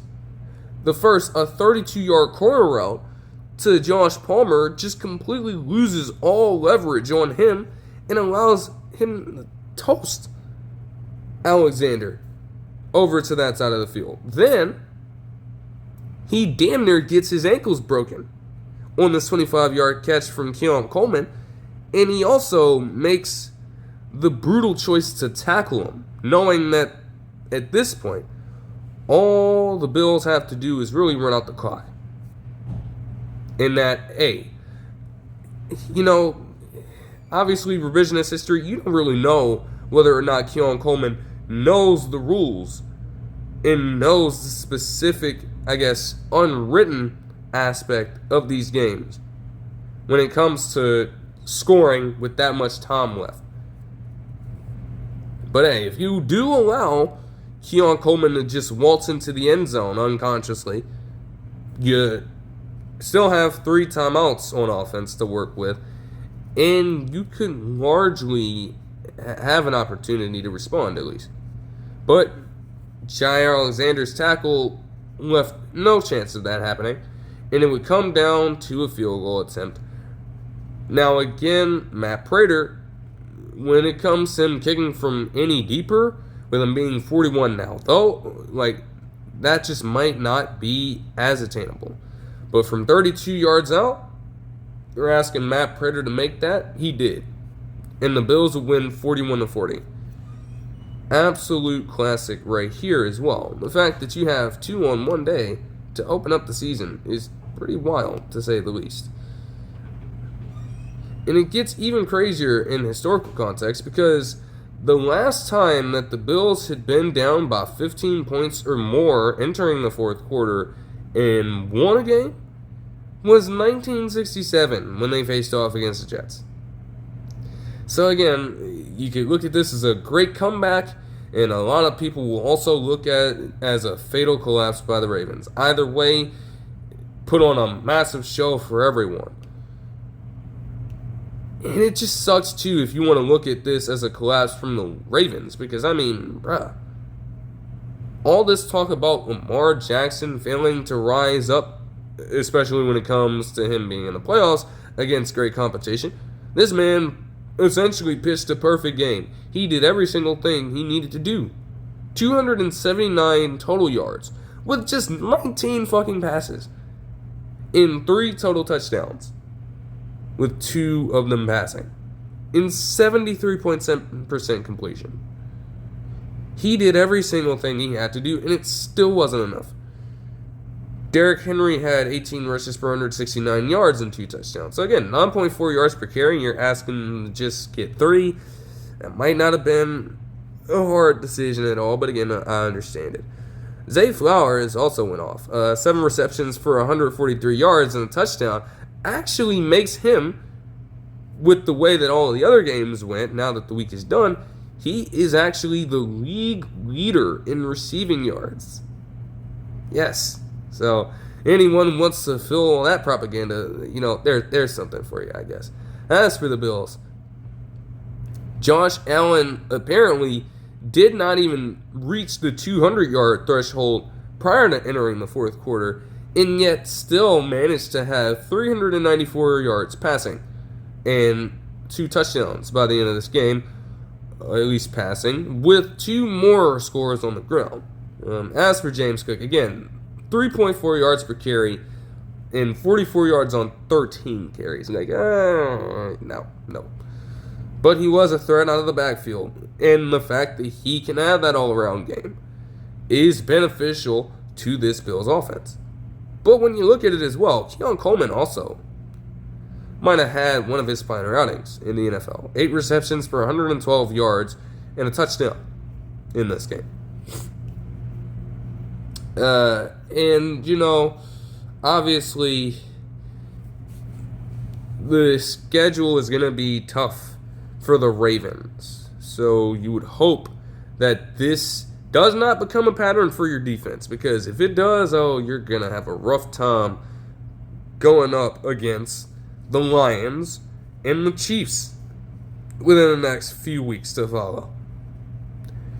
But I do want to also take a second to address something additional about this game, because there was an incident in which a Bills fan pushed DeAndre Hopkins and Lamar Jackson, and Lamar Jackson pushed his punk ass back. Now, apparently at this point, they've banned the fan from games, and they may be trying to do something with Lamar Jackson, which I just hope not, because he's well within his right at that point. There's no reason for you to put your fucking hands on him. And he got scared as hell, too, when he pushed him back. Nobody is trying to play that kind of game with you, bro. So that could have been absolutely, went absolutely left. That's just not something you want to have happen over the course of a game. You cannot be that mad at a player that you're willing to do that to him. Seriously. And to make matters even worse, he's just trying to throw this pity party for himself. I guess this apology or so was fake. But this nigga was talking about, him being double angry at Lamar Jackson because he was up against him in fantasy. Like, okay, you're taking fantasy football that seriously? And then this nigga had the nerve to apologize and shrivel up and cry like a little bitch when he was talking about Josh Allen. I'm so sorry. I didn't mean to let you down. Like you gotta be trolling. That shit's gotta be fake. And if that specific aspect of it wasn't, man, get your ass out of here, bro. You think that Josh Allen is gonna condone what the hell you did? No. And Josh Allen's the last person that you should be apologizing to, bro. like that's just ridiculous to me. But man, all right, we'll just get off that subject and just cap off talking about that game there. Then to get into the Monday night action here, and then I guess I can circle back to the other games. Vikings and Bears, man, yo, this is a pretty weird game. But I think this game and the Bills and Ravens game show that you have to play football for a full 60 minutes. You have to sustain that for a full 60 minutes, man. If you're not on consistently in an NFL game, the minute that you slip up, something is always bound to happen, and another team can easily creep in and take over momentum from you. We've seen that multiple times in pretty much every season of the NFL. That's how it goes. You gotta make sure that you're on your A game. Because if you're not, oh my goodness, man, it just gets brutal from there. Like, tell me why this motherfucker Caleb Williams, like, bruh, he was actually starting out the game as well as damn near any quarterback in the first game of a season in their franchise history. Literally, he went 10 of 10 for 86 yards on his first 10 passes. The longest such streak to open up a game for a Bears quarterback since 1978. And yes, a lot of them were very quick reads. But he also, in this first drive, managed to haul over a fucking dot across his body over towards the right sideline to Rome Odunze for a 17-yard gain. And then also break out of trouble for a 9-yard rushing touchdown as well.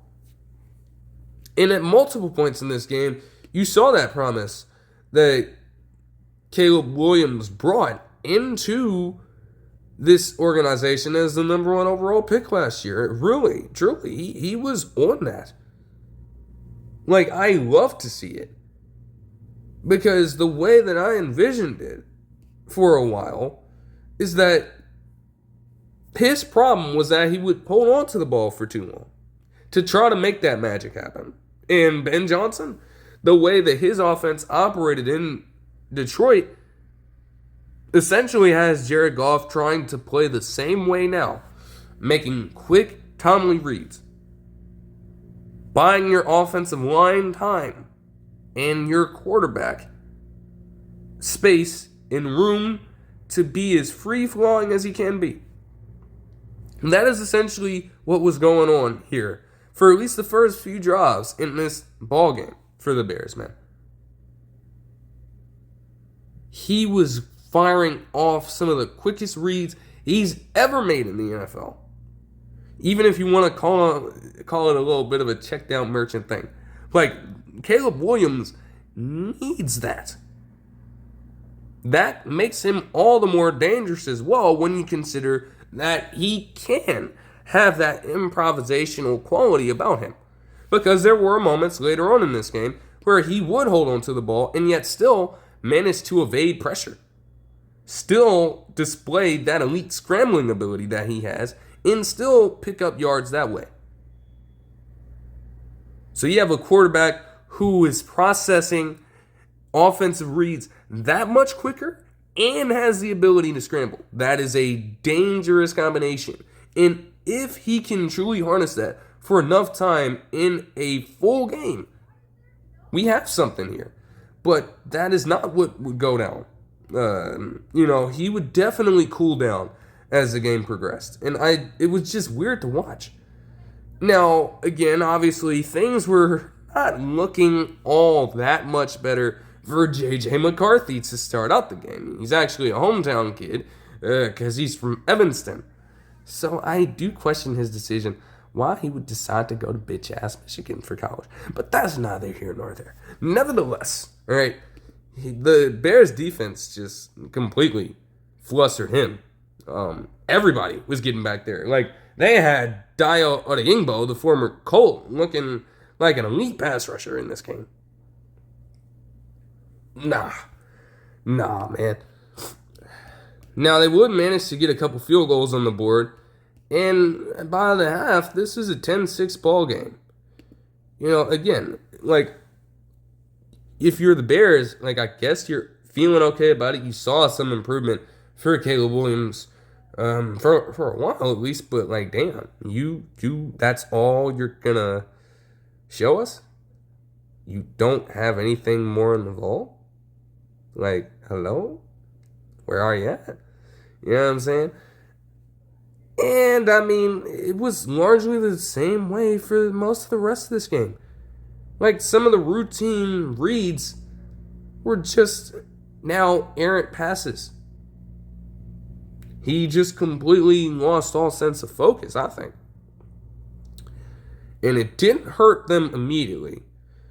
I mean, Nashawn Wright would manage to, as J.J. McCarthy is trying to get Justin Jefferson involved, because at that point, he had only like a catch for 4 yards or something, he would actually jump this out route perfectly and fool J.J. McCarthy into throwing an interception his way. He got a 74-yard pick six, and the Bears would go up 17-6.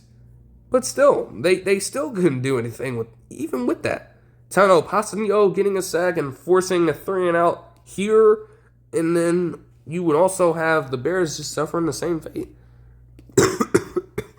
Now, they did have a chance to establish something on this drive, but how do you go on an 11-play drive that lasts nearly 6 minutes long, and you have Cairo Santos missing a fucking 50-yard field goal?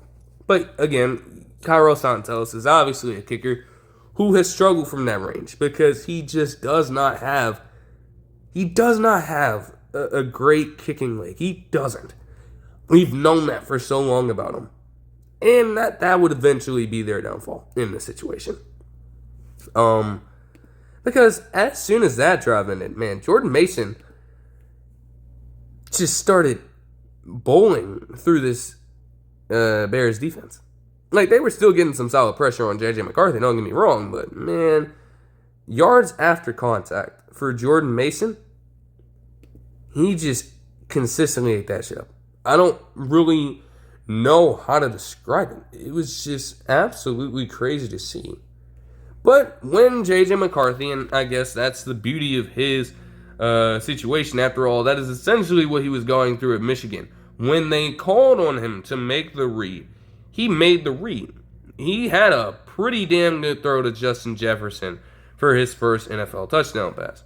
I'm not going to sit here and act like it wasn't, regardless of what I would probably say about him. That was an absolute dumb on his end. There's no disputing that. You have two Bears defenders in the area, and you have a tight window throw. Because, honestly, that other Bears defender to the left of Justin Jefferson is probably recognizing that, hey, that zone is a little open. Why don't I try to go back and just cover that area? But by the time J.J. McCarthy fired it over there, it was too late. Perfect timing.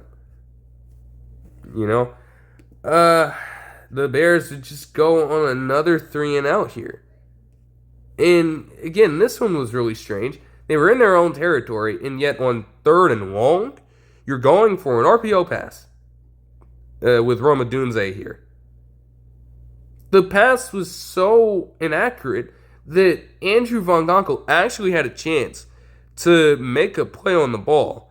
And that is another interesting thing to look at as well.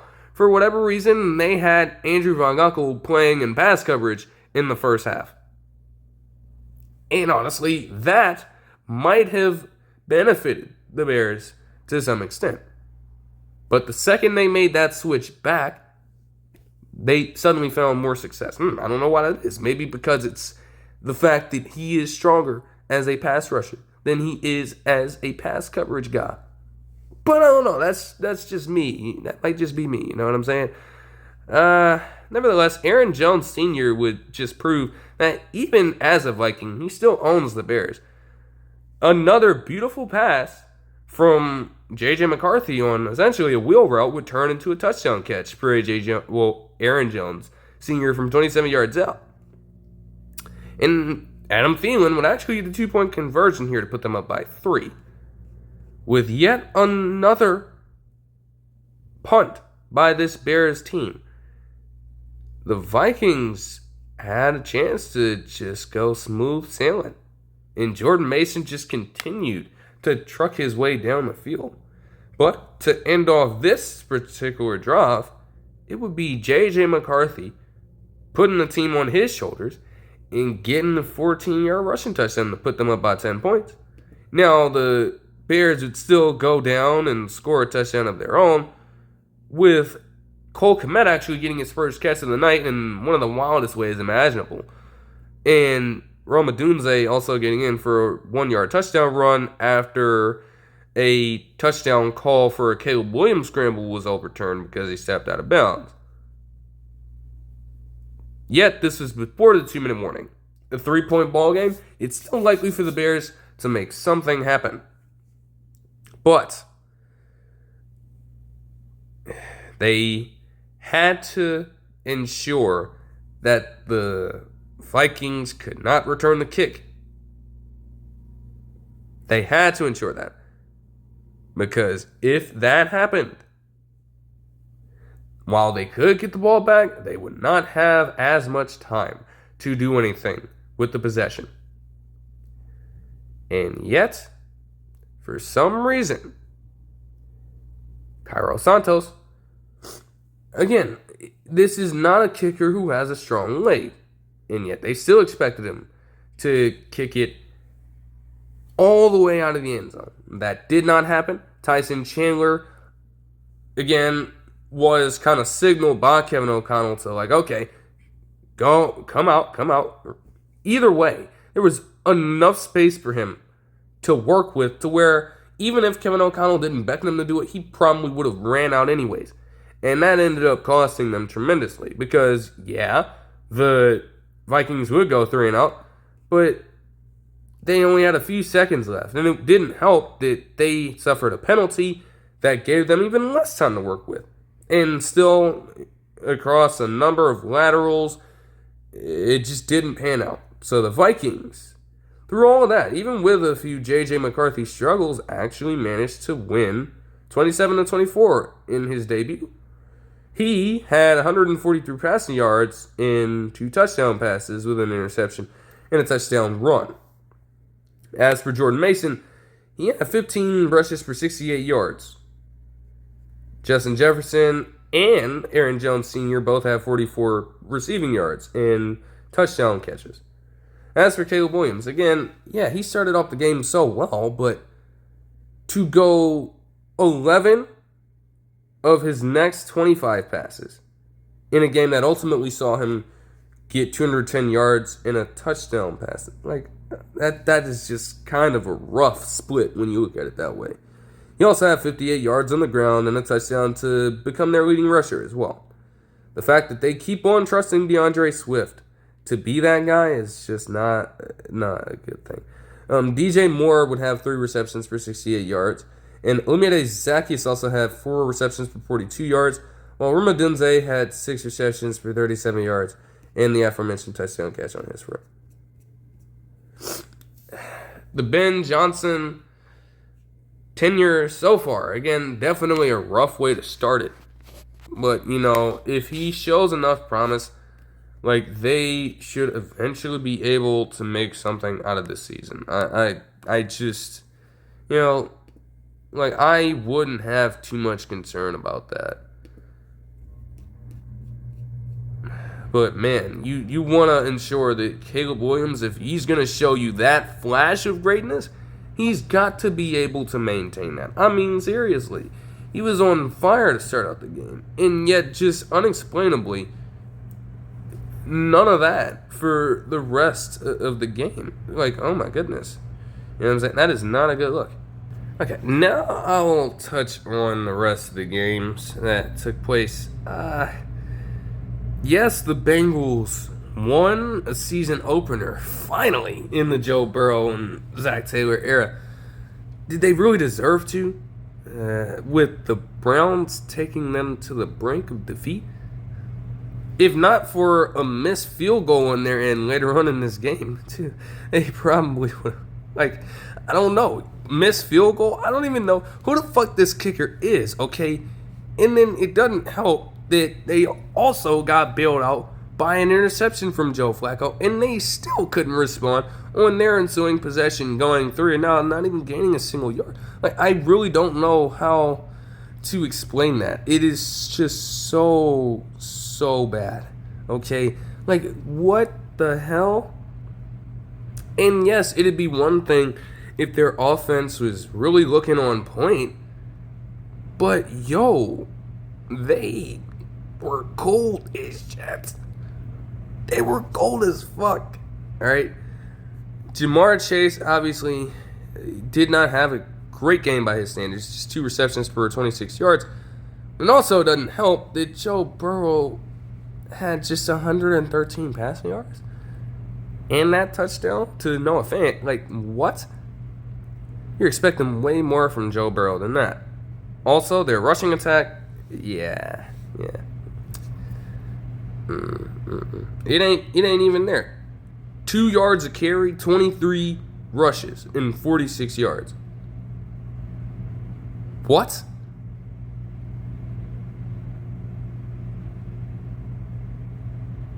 Like, hell no, man.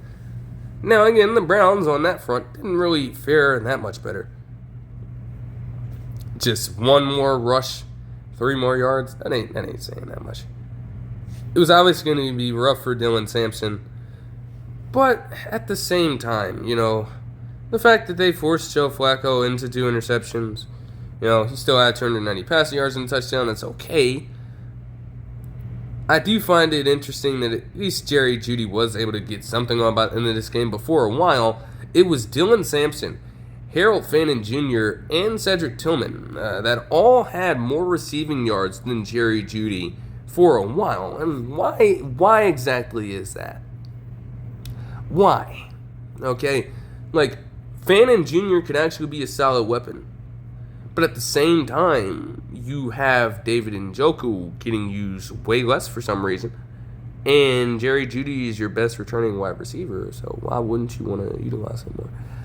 That just doesn't make any sense to me. I guess you can give the Bengals defense, for the first time in pretty much a long time, some credit.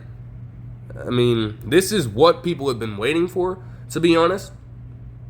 Because, you know, like, damn, I guess the recurring theme was just that the Bengals needed to score 30 or more points. Damn near 40 points to win ball games, and yet they didn't even win a single game in which they did that last season because of their defense being that bad. And again, there wasn't a lot of hope because you're bringing back mostly the same core that gave all that yardage and points up. And yet, in the first game of the season, no, the Browns aren't really a good team, but you're holding them to this underwhelming performance. You're able to contain their run like that. There are bits and elements of their overall contribution that you could take away from this ball game and try to build upon if you're them. I don't know how consistent it's going to be, but I guess for now, for now, as a Bengals fan, after all the hell that defense put you through last season, you best just take it. I don't really know what else to say. Moving on to the Panthers and Jaguars. I mean, hey, Travis Hunter JB, right? He did have 6 catches for 33 yards, and he also got a tackle on defense. The Jaguars could have done a lot more damage to the Panthers if they wanted to. Yet, for whatever reason, Trevor Lawrence's only touchdown pass was to fucking Hunter Long, and he still managed to throw a pick against this squad. He still didn't really come out here looking all that great himself.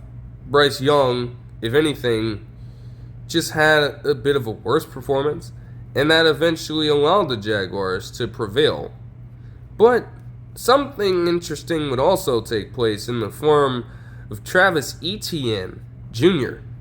Yes, that Travis Etienne Jr.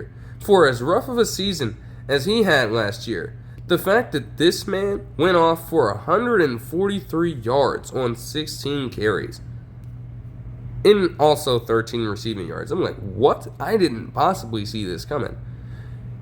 And that changed the narrative very quickly because, ironically enough, not even a full day or so following their win against the Panthers, the Jaguars would trade Tank Bigsby to Philadelphia in exchange for a 2026 5th rounder and 6th rounder. The conversation in the offseason, per most people, would be that, hey, Tank Bigsby was probably going to take over the number 1 running back spot from him. And then they're drafting all of these different running backs. Hey, maybe Travis Etienne Jr.'s time is up. Maybe they're going to move on from him. No. All they need to see is one game from Travis Etienne Jr. to start out the season. And all of a sudden, they just have tremendous faith in him once again. Now, if he can keep that consistent enough, oh yeah, damn. You know what I'm saying? That does change the game for the Jaguars completely. But you would still like to see Trevor Lawrence play much better. Just truly.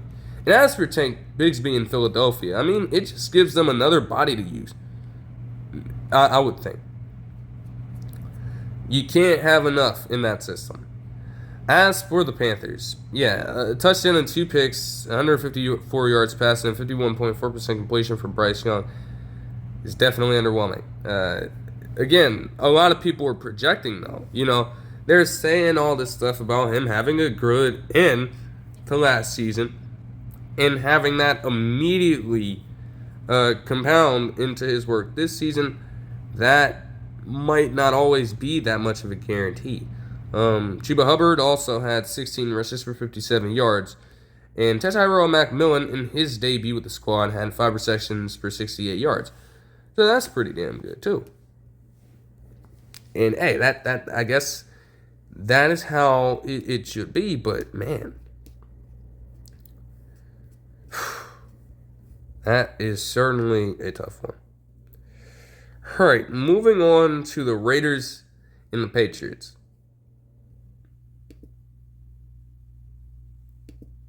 Why is Ramondre Stevenson still getting majority of the carries for this Patriot squad? Why? Why is he? Because the fact that Travion Henderson was able to do far more damage in the backfield and out of the backfield on his touches than Ramondre Stevenson. And yet you still favor Stevenson over Henderson right now. What are you doing? You know why you drafted Travion Henderson. This is a person who should be getting utilized like the running back one. And you know what? It's the first game, so maybe I'm making too big of a deal about this. Maybe this is something that they'll settle into over time. I would hope that they do, because my goodness, man, there is just no reason for this. He is clearly not cut out to be the feature back. You've got to let Henderson take that over at some point. And Drake May, I mean, I don't know. he did actually set a career high in completions, yards, and attempts, but it still was just a clunky game for him. I really don't know how I could drive that point home even further. Like, yeah, Kayshon Boutte did have 6 receptions for 103 yards, and Hunter Henry was getting utilized a fair amount. Stephon Diggs also had 6 receptions for 57 yards, but, dude, if you're going to be doing that, you have got to be getting down the field and capitalizing off that. You've got to finish off drives. And they were not able to do that enough. I mean, a pick there, a missed field goal. Both teams had missed field goals, in fact, in the first half alone. So that tells you a lot. But you're not clearly doing that enough. Of course that's going to put you at a disadvantage. I mean, at the end of the day, even though the Raiders lost some core guys too on defense, they still put together a solid outing. And I mean, Smith in his debut was pretty solid. 372 yards, a touchdown, and a pick as well. But again, you're stretching the ball down the field more, and you were at least able to finish off an additional drive. Ashton Jeanty had a rough debut, to say the least.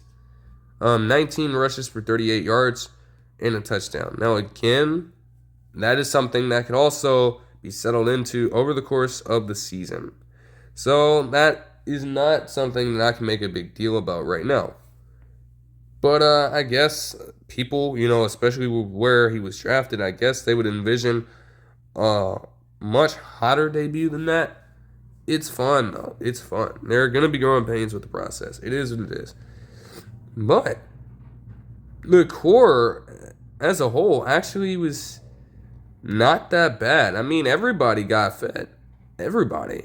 Like, Jeanty got a couple catches.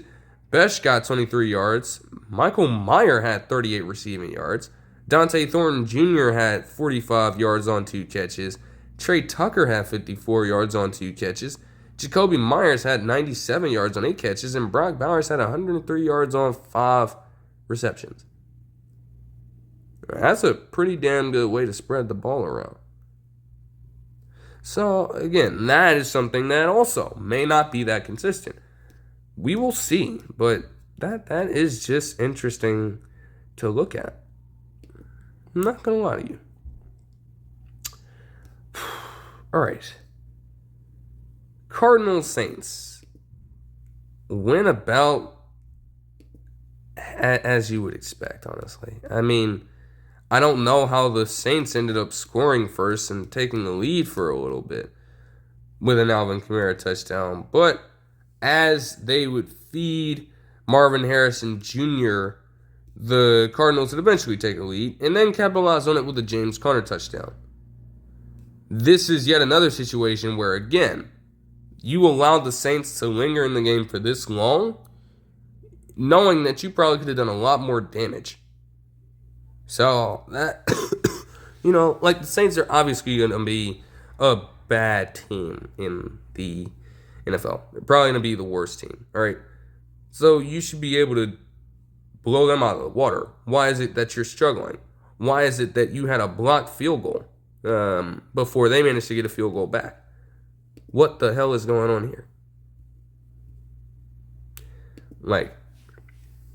That's got to be a poorer reflection of your team right now than theirs. And especially when the Cardinals face off against tougher competition in their own division, in their own conference. You probably do not want to be facing those kinds of situations. Like Kyler Murray, I mean, yeah, he completed 72.4% of his passes, but 29 pass attempts to get 163 yards? What the hell? At least their rushing game was solid. Trey Benson, though, would actually be their leading rusher with 69 yards on 8 carries. Weirdly enough. That's interesting. James Conner obviously got a higher amount of rushes. But, I mean, obviously, I guess that time is coming where you have to question whether or not he is going to start taking a few steps back. We'll see, though. I don't have to be honored. Herman Harrison Jr. would get 5 receptions for 71 yards as well and a touchdown, while Trey McBride would get 6 receptions for 61 yards. No one else got over 10 yards. And that is also a huge problem for the Cardinals. I mean, how is it that you have listed here 7 different wide receivers? Okay? Like, with at least a catch. James Conner had 4, for example, and he managed to get just 5 yards. What? Not good. Not good. And again, Saints defense ain't bad, but you're going to be facing off against much better defenses, and this is how you're going out against them? Oh, no. Spencer Rattler, at the very least, was okay. Not doing enough to be the reason why they lost the game, but clearly not doing enough to win the game either. 214 yards for him on 58.7% completion, and also 29 rushing yards. Juwan Johnson, what the hell? 8 receptions for 76 yards, while Chris Olave had 7 receptions for 54. Yeah, this is just completely an unorthodox game. I mean, at least the Cardinals can say that they did win, but again, this cannot be sustainable for victories on their end, right? Right. Moving on to the Dolphins and the Colts. And honestly, when looking at this game, I want to look at it from 2 specific ways, okay? So, to get into this, the Dolphins picked up exactly where they left off from last season. Is that a good thing? Hell no. It did not help that the overall offense just looked incredibly sluggish, right? An interception literally on the first drive to Cam Bynum for Tua Tagovailoa, and then that gets followed up with a fumble, and then another interception to start out the third quarter, thrown for whatever reason to a Latu out in coverage for some reason, and yet that motherfucker was drafted as a pass rusher. How the fuck do you get baited by him deep in coverage? Why are you even throwing it in that direction? It is just very confusing. Like, did they really improve it all? Because honestly, I'm seeing with this a lot of the same issues for a while there, up until their garbage time touchdown drive. They were not able to run the ball effectively at all, whether it was Davon Achane or Ollie Gordon. And again, a lot of that would have to be attributed to their weak run blocking scheme at this point, because both of those guys, especially Achane at this point, are really good running backs. And obviously, I would project in that case for Ollie Gordon II, but bruh, he put together a great college career, so he comes in as a pretty good prospect.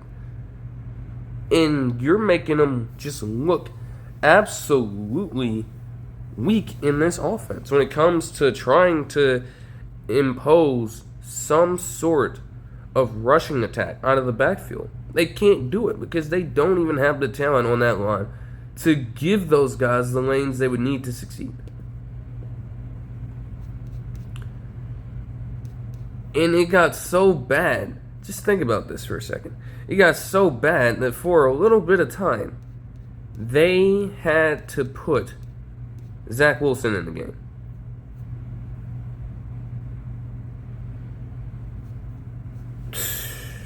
Just terrible on that front. Also, when you look at it from the defensive side, I mean, I guess this is a little less surprising, but they got fucking torched. Of course they did. They don't have a secondary. They just don't. Yes, Rasul Douglas, I did say, was a good signing for them. He is just one man. Like, that cornerback room is incredibly weak. And the Colts made them pay for that time and time and time again in this damn game, bro. I mean, just think about it from this perspective. You're having this struggle right now. We make all these jokes about them not being able to perform in any sort of weather situation below 40 degrees or having them play outside of Florida and attribute that to just poor performance for this team. It's obviously well documented, and we've seen that. You're having this struggle in a fucking dome in September. So we're expecting this to get progressively better over a season? For Tagovailoa's sake, and I guess for Mike McDaniel as well, there are people calling for this man's job already. And I mean, again, as good of a coach as I think he can be, I mean, at some point, man, like, is promising, as at least a few of these games have been under his tenure. When we're looking at entire seasons of work, they haven't really done much of anything. Like, their greatest success has just been a wild card exit since he's been there. That ain't saying much of anything. Like, at some point, I guess that fan base would be asking for a little more from you. And this is not a great start to that pursuit. It just isn't. It was awful. But now we have to give the Colts some credit. And by and large, Daniel fucking Jones lit this damn Dolphins team up. And honestly had a really good game. Whether it was him imposing his will in the rushing game, because after all, being a quarterback at Duke, you're gonna be running the ball a whole hell of a lot. At least that translated to some extent, right? But the way in which he incorporated so many people in this game as well was honestly pretty decent. I'm not gonna lie to you.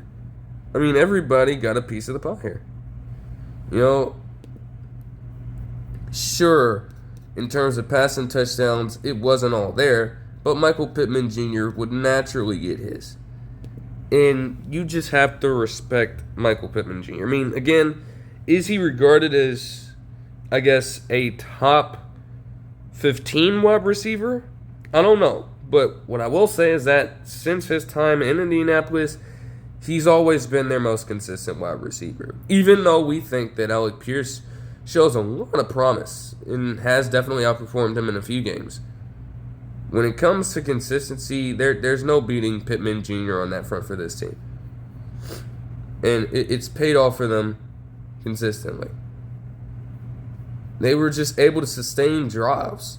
Like, the rushing attack was not necessarily as effective as you would expect, but they did average almost 4 yards a carry, and they did have 156 rushing yards combined. I did find it interesting that they got DJ Giddens involved in this game the way they did as well.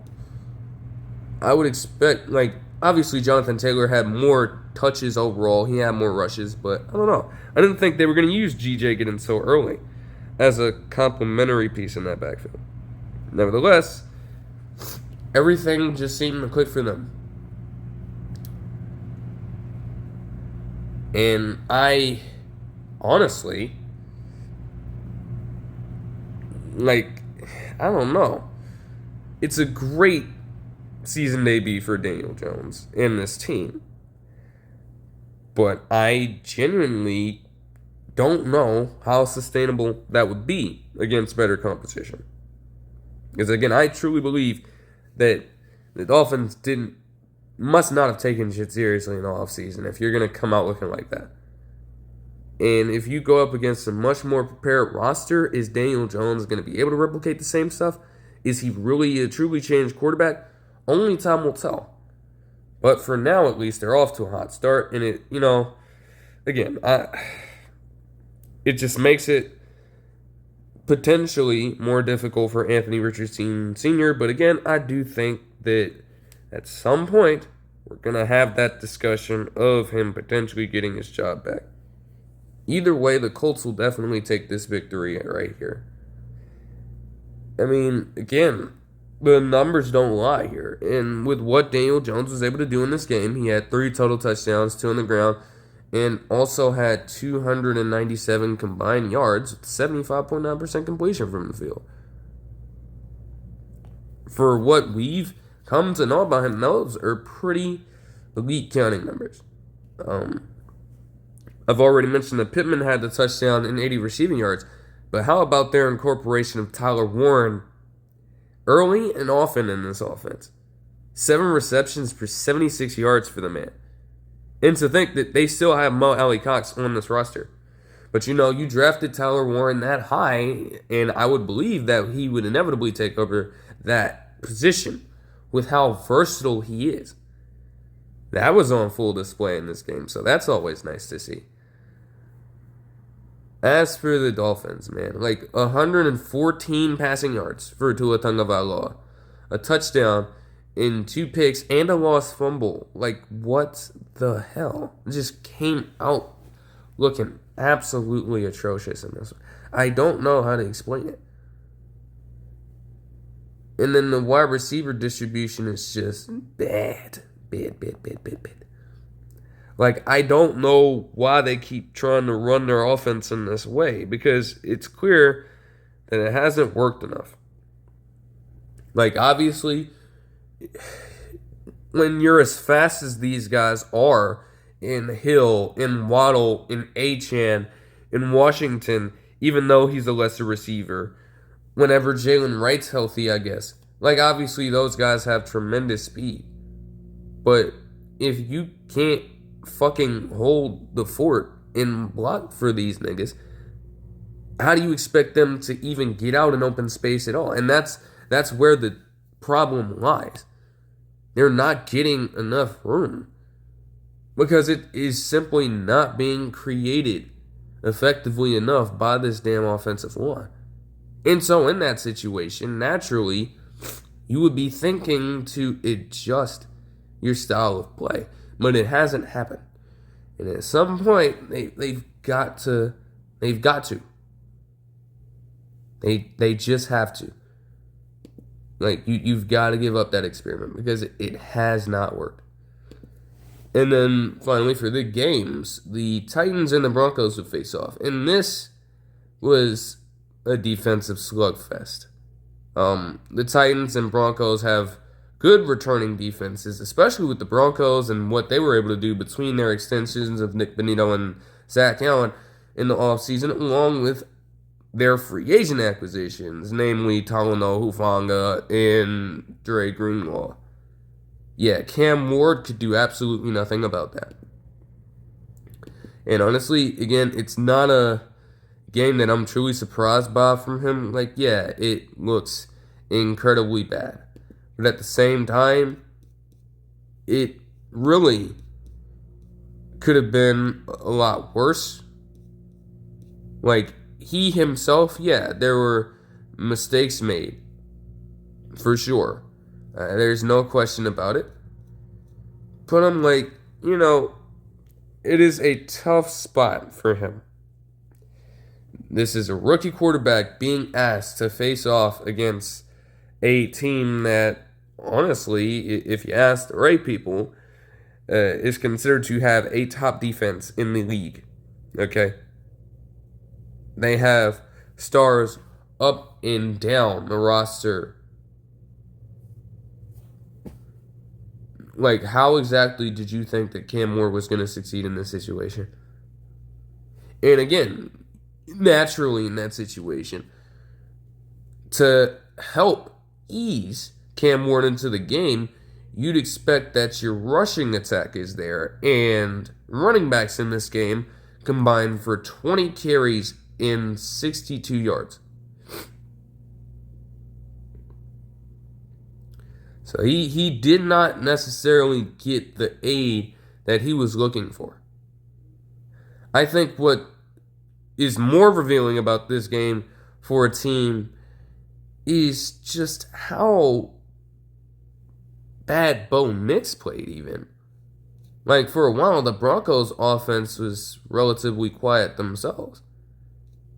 I mean, this game, the way that they dominated the Titans on that front, you'd think that they'd be able to pull away much earlier than this. And the fact that it took the longest play of the day, I think, in this R.J. Harvey run to wake them up and finally get a touchdown on the board at nearly the end of the game with J.K. Dobbins, of all guys, is just absolutely crazy to me.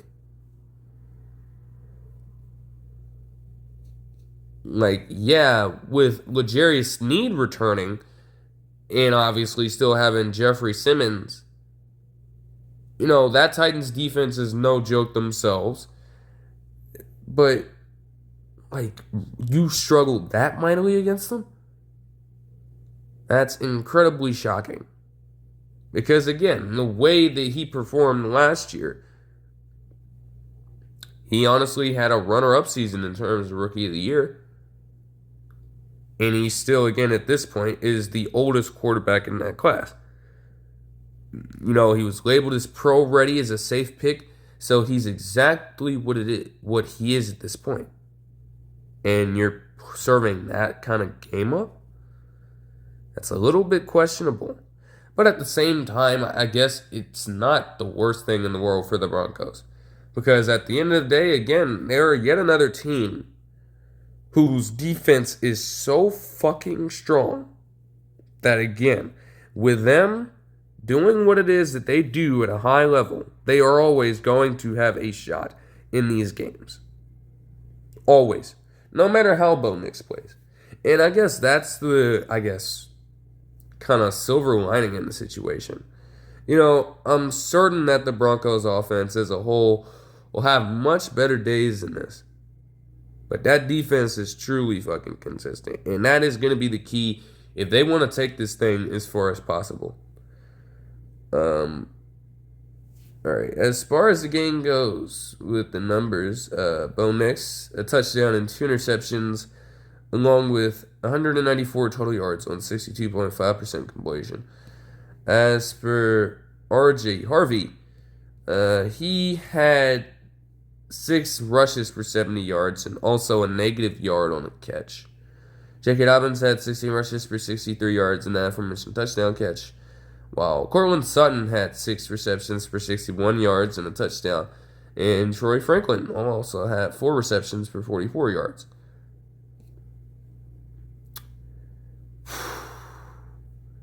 Cam Ward, 42.9% completion and 112 yards. Now, again, I didn't watch the game live, so I can't really speak from actually watching this game. But when I look at some of this distribution, it just paints a rough picture. Like, for one, most shocking thing, by the way, yes, he's a lot older, but you're telling me that Tyler Lockett, one of the most sure-handed wide receivers of this generation, maybe the last generation, of NFL wide receivers, as sure-handed as he is, you don't even involve him in the offense at all, and you only give him one fucking target? One target. Now, again, I get that they drafted multiple guys in Alec Ayamanor and Chimere Dike in the draft, and I understand that they could be the long-term solution to complement other wide receivers on this team, but my goodness, man, you brought in Tyler Lockett for a fucking reason. And you're trying to treat him the same way that the Seahawks were treating him. At least the Seahawks last season had a respectable wide receiver core around Tyler Lockett to excuse that happening every now and then. And yes, again, they did fuck him over just a few times. That might not have been intentional. But the Seahawks could compensate, as I was saying, because they had the talent in the wide receiver room. You cannot say the same thing if you are the Titans. It is just Calvin Ridley in the wide receiver room specifically. I know Okonkwo and Helm are also good candidates, but they are tight ends. The rest of your wide receivers in that room are unproven as shit. And Tyler Lockett is very well established. How the fuck are you not involving him more in the offense? That is a crime. And yeah, a rookie quarterback is going to want to try to incorporate their safety valve. So maybe Okonkwo in future games might be the leading man. But Tyler Lockett should be on the same plane, if not a higher plane than that. Like, it's always going to be difficult to distribute targets, but my goodness. To give him just one, that's a fucking crime. Like, you're giving Alec Ayomano or more, and he caught just 2 of his 7 targets. Again, some drops might be involved here. Some overthrows might be involved here. There's really no way for me to tell because I didn't watch the game live. But, my goodness, man. Like, spreading that around in a much cleaner way would make it a lot easier on Cam Heyward in the future rather than just trying to force feed it to a few guys. Because they do not have the same kind of talent level as a lot of other wide receiver cores in the league do. So you cannot try to make, again, outside of Calvin Ridley and I guess Tyler Lockett, like, you've got to, those two have to be the guys. They have to be. Concurrently. You cannot try to hold and play Tyler Lockett like that is so crazy, bro. Like, he's on a 1-year deal. So, again, there's not much risk with having him. But, I mean, damn, if you're only going to have him for a year, you best use him as much as you can, right? I mean, come on now. Alright, to get into a few developments that happened before the game started, and I guess as some others unfolded. So, it would be mentioned that Christian Gonzalez was ruled out for the matchup against the Raiders and that Will Campbell was also questionable. I think he might have still played. Christian Gonzalez probably would have helped that Patriots defense out tremendously. And I don't think that Jacoby Myers would have as good of a game as he did if the matchup was him facing off against Christian Gonzalez. But, you know, again, he wasn't out there. We have no way of saying that right now. The Bucs would sign safety Zyon McCollum to a 3-year, $48 million contract extension. I didn't really understand this all that much. I feel like you could get a much better safety if you're the Bucs at that position. I'm not going to lie to you. But I guess they must see that he's solid enough of a player for them. Like, I don't know. You know what I'm saying? He's been in the league for a few years now. This is his 4th season with the team. But, I don't know. Like, that's pretty strong stuff. I guess he had his best season last year, but still, I just don't really get the rationale for this one. The Eagles would sign Za'Darius Smith to a 1-year contract. Just add to that pass rush a little bit for cheap because obviously a lot of the other guys that they lost in the offseason became much more expensive. You know what you're going to get with Za'Darius Smith. He's got the experience. He's got the counting stats. And he's going to be a rotational piece. He doesn't need to be a guy that you rely on all the time. But to fill in that kind of defensive hole every now and then, it shouldn't be a huge problem for them to take him on. And I guess they were willing to do that. The Titans would sign Amani Hooker to a 3-year, $48.6 million deal. And this one is also highly, highly interesting. I mean, for a while, he had been just stringing along. Like, he wasn't doing the most with this Tennessee organization. But I guess in 2024, he put together another pretty solid year for his standards. Had his highest amount of TFLs and quarterback hits even. Managed to get 5 interceptions, a career high, and also had 9 pass deflections while forcing 2 fumbles. They did also bring in like Quandre Diggs last season to complement him in that safety region. So I guess this one, when you look at it, it does make sense for what the Titans are trying to do on that back end. I guess that's not too bad for them. The Steelers would add $3 million in incentives to Cam Heyward's contract. So this salary for him is going to go up to $18 million this year. I guess it ended up getting that issue resolved. So Cam Heyward was able to play. The defense did not have its greatest showing as a unit, but they did manage to come out with the win anyways. Maybe that motivates Cam Heyward enough to just get back to playing as hard as he usually does. Is the fact that he was even contemplating holding out just because of this was surprising to me initially. I suppose I understand it because he has done nothing but been elite even in his older age as a defensive tackle. Like, he's consistently put up the production, man.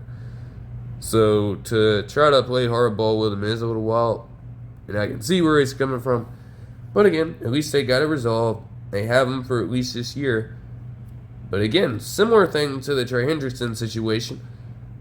You're going to have to revisit this next year, especially if things don't go so well from a team perspective.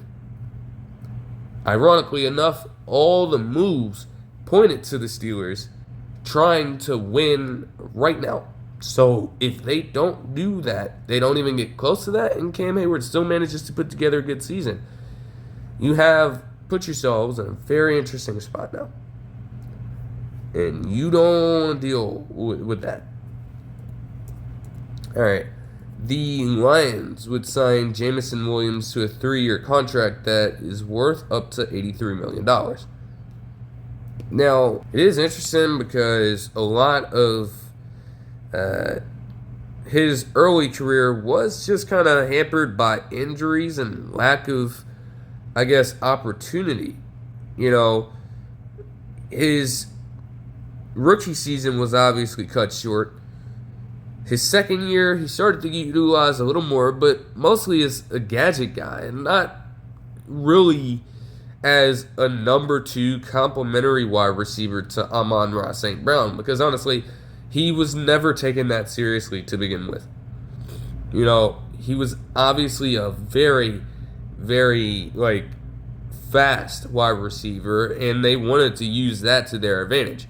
But a lot of his other aspects in his game were not polished. The route running was not there. The hands were absolutely not there. And so, I guess, prior to last season, he had to do a tremendous amount of work on that front. And with the way that offense just completely evolved in 2024, his numbers also saw a massive increase as he just continued to take those steps forward as a legitimate number 2 wide receiver. 58 receptions for 1,001 yards and 7 touchdowns, to go along with a rushing touchdown last season. spectacular on his front. And again, you pair that up with the fact that Amon-Ra St. Brown had a great season of his own as the number one guy. Now, all of a sudden, we're having legitimate conversations about him being able to complement St. Brown for the long term as a number two guy. And to have that speed on the outside, along with a more refined game now from Williams, that is a threat that a team would very much like to have. Any team in the league. And I guess the Lions wanted to get ahead of it. Because if you get to a certain point, the way that the market is, Jameson Williams could very much ask for way more money than he might be worth as a number two guy right now. By paying him this early, even if the production as a now fourth-year wide receiver might not all be there immediately, they are hoping that he can continue this trajectory as a great number two option on the squad for the foreseeable future. And if I'm not mistaken, because let me see this real quick. Now, I believe that, yes, right. Yeah. Okay. So, yeah, that makes sense. Yes, he signed this contract last year, right. So, you have Amon-Ra St. Brown already on a 30 million per year extension across 4 years. You're probably not thinking that Jameson Williams is going to get that same amount of money per year. This is damn close, but again, a lot of that is incentive-based. I'm sure that the guaranteed money or the actual contract is probably a lot shorter than this. And that creates flexibility for the Lions here. So even though people might question why a receiver like him is getting this kind of money, I think it makes pretty good sense for them, to be honest. The 49ers would make a trio of moves. They would sign Colton McKivitz, one of their offensive linemen, to a 3-year, $45 million contract extension. They would sign Kendrick Bourne off waivers, I believe, and they would cut Jake Moody. Yeah. I can't blame them for any one of these moves. I mean, again, you need as much wide receiver depth as you can get with Brandon Ayuk still being out, and even when he comes back, I understand it. Because a lot of your younger guys are still hurt to this point, and we don't know when they're coming back. McKivitz, I guess, has been a solid piece for them, so locking him up on a short deal like that is also okay. And then, yeah, Jake Moody had literally, when we're looking at it from a percentage-based standpoint, he had been one of the worst kickers in the league over the past few seasons. It's not pretty, bro. Just think about this. In terms of field goal percentage, man, he has dipped in production every single season he's been in the league. From 84% in his rookie season, which honestly isn't that bad, but then we're talking about 70.6% last year, and then to start out with a 33.3% clip, even if you did win this game against the Seahawks to open up the season, bro. There's no getting away with that, bro. So some had to give it some play. I can understand it, bro.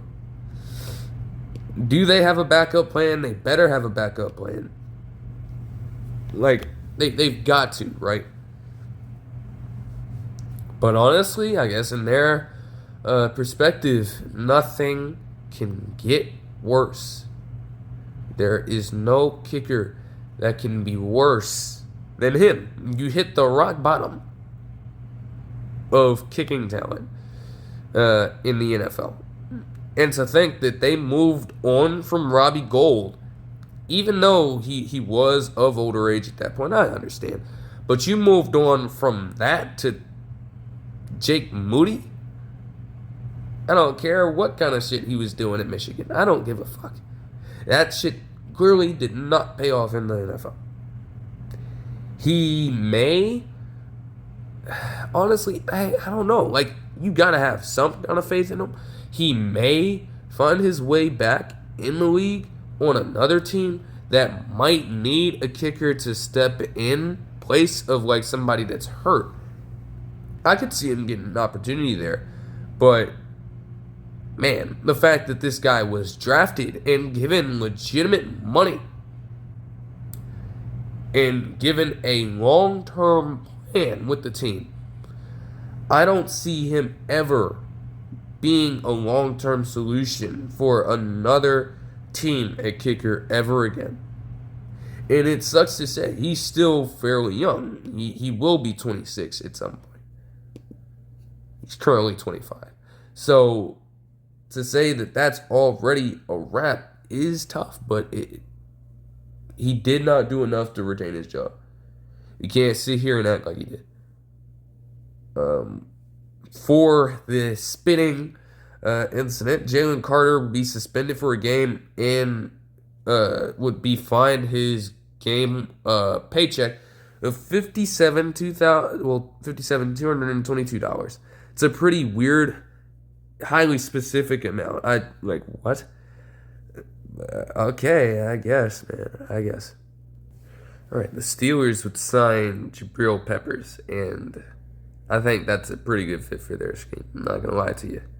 You saw how Jalen Ramsey essentially thumped Garrett Wilson in the flat, while Jabril Peppers has a knack for doing pretty similar shit from the safety position. He's not going to be as versatile, but bro, you're asking him to help you immensely in run support. And the way that the Jets ran all over that defense, you would certainly think that you'd need that in the second level if that is to become a pattern for the Steelers defense. Because once that happens, once a running back gets out to the second level, you're essentially the last line of defense. So if you can mitigate the big play with having Jabril Peppers maybe in the box, like that could be pretty solid for that Pittsburgh defense. The Packers would also, to cap things off, sign Christian Watson to a 1-year, $13.25 million contract extension. And again, I don't think that he's due for a crazy contract, but at the same time, this feels like a franchise tag. It truly does. There haven't really been a lot of negotiating talks, at least from what I've heard. Like, nothing crazy's been going on with Christian Watson behind the scenes or anything like that on this end.